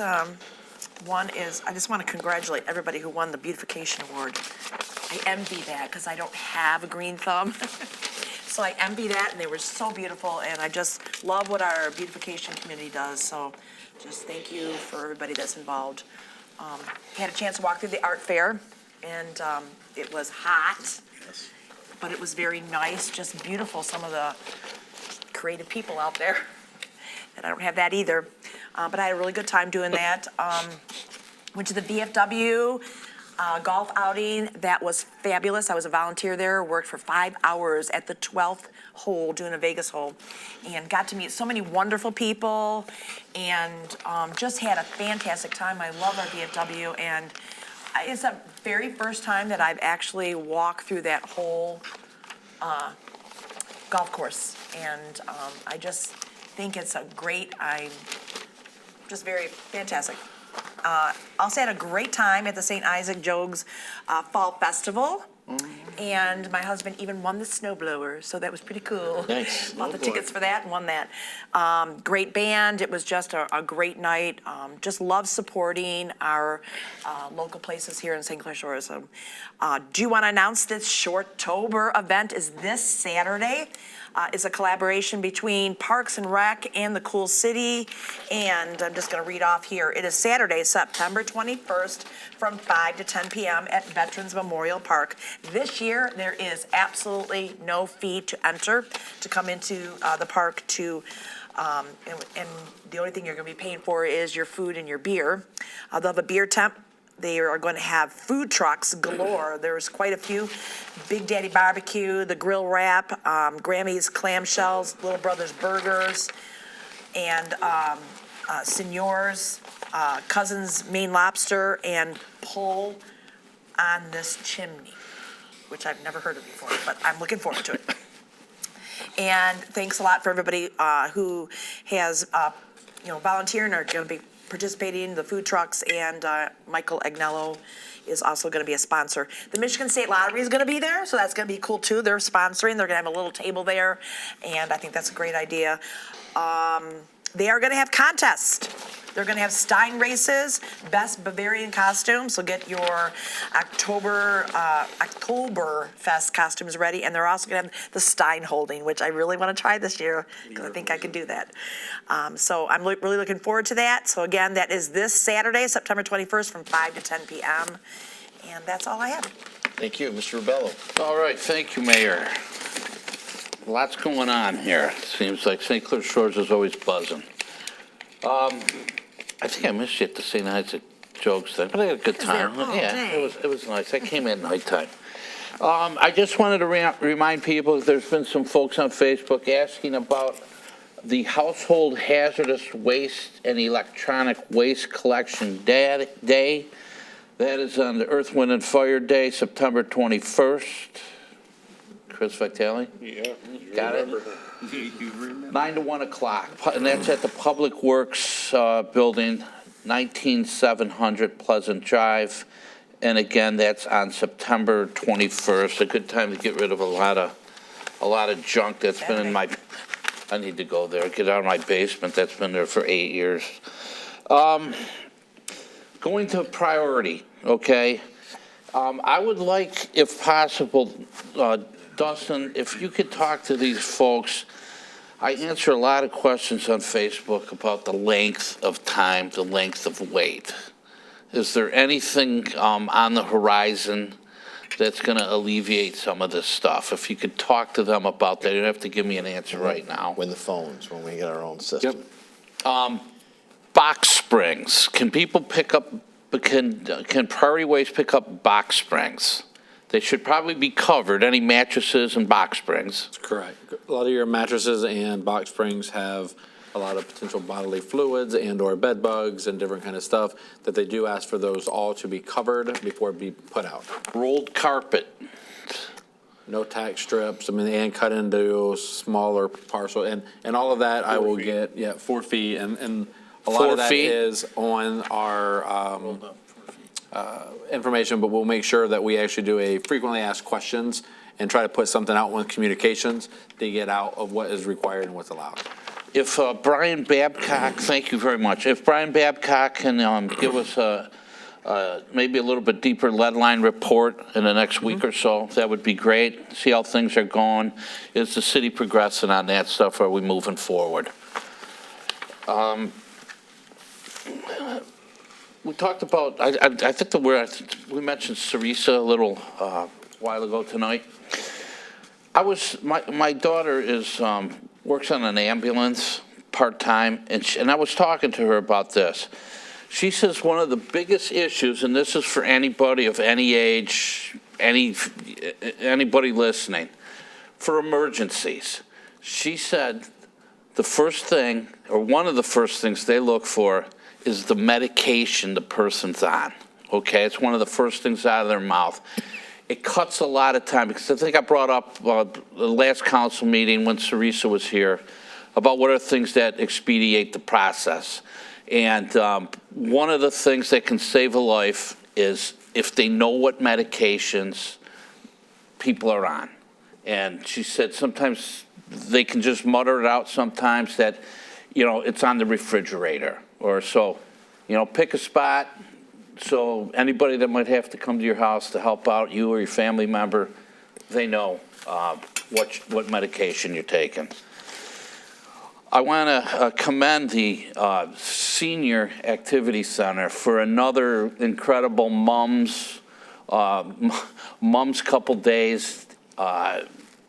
The apple pie stuff, I think I might have done more damage than I did good in there trying to cut the apples. I just didn't have the right little machine to do it good, but I got through it okay. So I want to thank the Senior Center for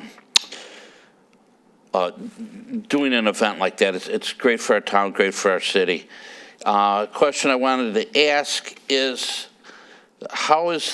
we're all done basically with the Senior Center parking lot, and I'd like maybe some input on how are things doing, maybe from some of the seniors. I see Carol here from the Senior Activity Center. Great to see you out here. There's a woman that has done a lot for the seniors here at St. Clair Shores, and I want to thank you for everything you've done for many, many years. So I'll give you a shout out right there, because you do a great job. And I know she asked me today, so I don't want to make her wait around. How is the project at Masonic and Jefferson, the condos? What is the latest? Because I know Carol asked me that today. Mr. Erie's working with the developer on the contract. Okay. So it's in process. It's in process. They had requested additional time to refine and revise their offer, and I anticipate it will be coming back the first meeting in October, but I can't guarantee that. Okay. I asked Denise and Matt a couple of weeks ago about grant writing. You attended a workshop seminar. Matt, if you could give us a little good things report on how it went. Certainly. We had, myself and Ms. Pike were able to attend through our membership of SEMCOG. We actually got one free entry, $500 savings to the city. Denise and I spent 2 days at the SEMCOG building. It was nice. It was an in-person grant writing course. They went through sources, best practices, how to research appropriate grants, and where, especially at the federal level, some of the best tips and tricks for making sure that you tailor a solid application to the nature of the request for the grant. I think it was 2 fruitful days, and we came back with a guidebook apiece, as well as a lot of a digital folder of materials provided by Grant Writing USA. So I appreciate the opportunity to go and bring back some good information for our community. I want to thank you both for going, because grant writing and those are important things to any city, that's for sure. Dustin, thanks for getting them there, for sure. I had a complaint from a couple houses behind the new Savvy Burgers. I think that's how you say it, Savvy Burgers. The wall, and I talked a little bit about this with Matt, if Denise, if you guys can look into the height of the wall directly behind it. We already are, and we believe that we're going to get that taken care of here shortly here, hopefully maybe this week or next week, but we're going to try to do what was done at McDonald's, so we're already working on it. Great. And we've all Okay, been in that's my contact next with word them. out of my mouth was like McDonald's. Yes. Okay, thank you. And I just, I wanted to mention, it's great, the 90th anniversary of the VFW Post, and I doubt Greta's watching, but my daughter, or my wife is a daughter of the American Revolution member, and she has been voted into Michigan Director of Public Relations and Media. So fabulous job to my wife, who's head over heels into this stuff. So, and lastly, City of St. Clair Shores, we did a nice thing, I don't know, it might have been about a year ago, and the concept is sort of spreading to other towns. And I just was looking at a paper from Madison Heights, Hazel Park last week, and Hazel Park is now poised to ban the sale of animals at pet shops. We did it a little bit earlier, about a year ago or something like that. So hats off to Hazel Park, and the concept is spreading through Michigan. Thank you, Mayor. A little long, I'm sorry. Thank you. Ms. Rusi. Okay, thank you. I also had priority on my list tonight. It's come up a few times. They were doing a little bit better, but it seems like I have an uptick again in missed pickups or pickups that extend beyond one day. And I don't know if, people are just reaching out more to me, or some of the pickup issues have started up again. I'm not sure, but it seems like a lot of pickups sometimes take more than one day to be completed, where they, in terms of yard recycling and garbage pickup. Somebody will get something picked up, but they'll still have another type of items out there, and it seems very frustrating, especially given if some of the challenges that will be coming up for them. Shorter days, less daylight, as, we get more into fall, a bunch of leaf bags out there now, that will, I think, be even more to pick up with less time to do it if they weren't able to do this successfully, completely in one day back in July or August. I kind of shudder to think how they're going to handle deeper into September, October, with less daylight and more lawn and leaf bags and things like that. So, and I also am still hearing about communication issues. I heard from one resident who said she was on hold, and I don't know why I went way on hold for a couple of hours, but for a couple of hours trying to get through. So it seemed like some of the improvements to the system that were promised haven't been delivered yet. So maybe we can get some updates on this, because we're paying a lot for the support service. And it seems like a lot of frustrations are still falling on the residents to deal with some of these things. You shouldn't have to wait on hold for a couple of hours to reach your trash company.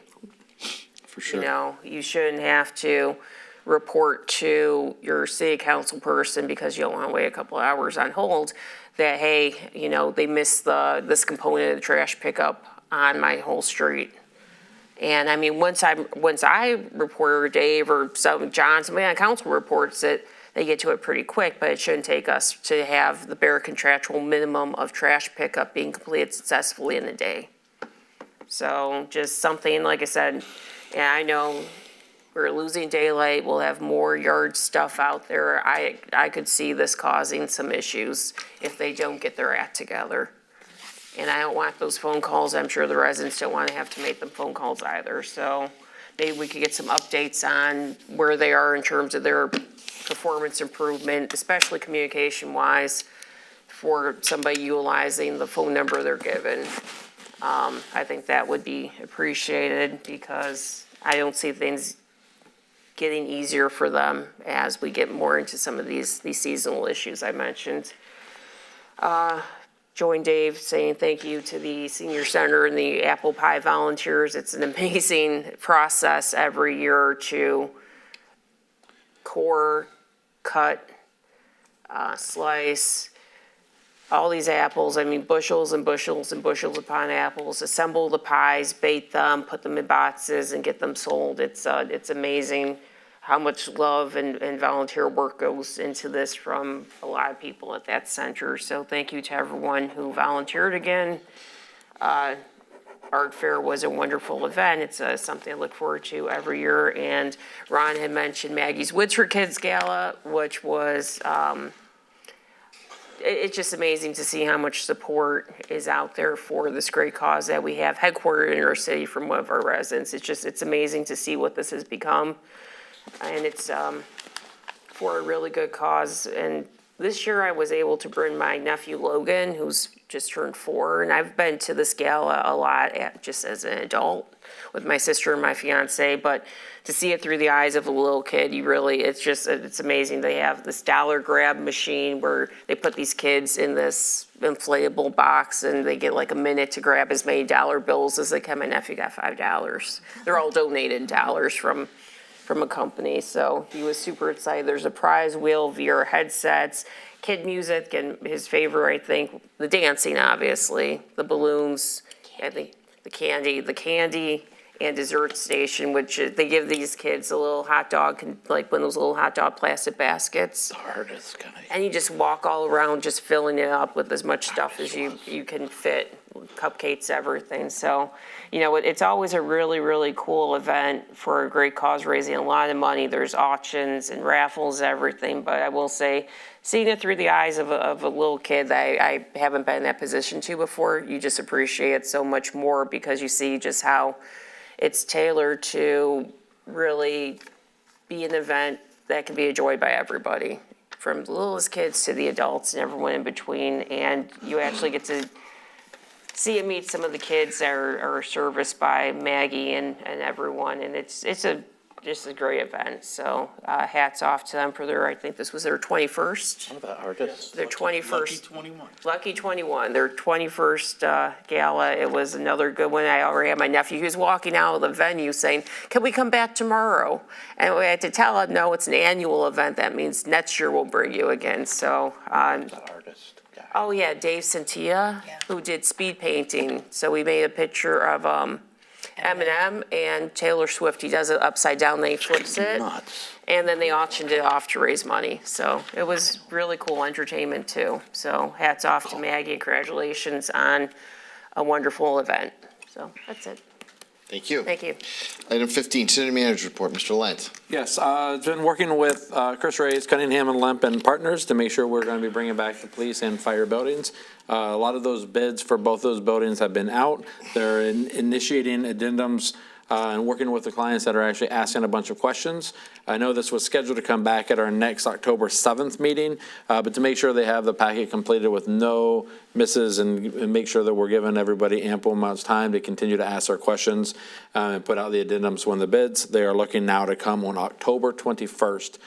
So it will be about a 2-week delay, but it will not change the schedule, construction and or demolition. It's still scheduled for to be pretty much late November, early December.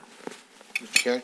Yeah, just on that, that's coming in the 21st. If we could get that info earlier in the week, Yes. because 2 of our council members are going to be in Memorial Day Park all day that day, setting up inflatables and taking them down, and are not going to have time that we normally do to have go through Halloween in the packets. park, he's referring Yes, to. for sure. So- I will reach out to them and see if we can actually get the information for that item by the Wednesday before, so we can get the information out at least 2 days early.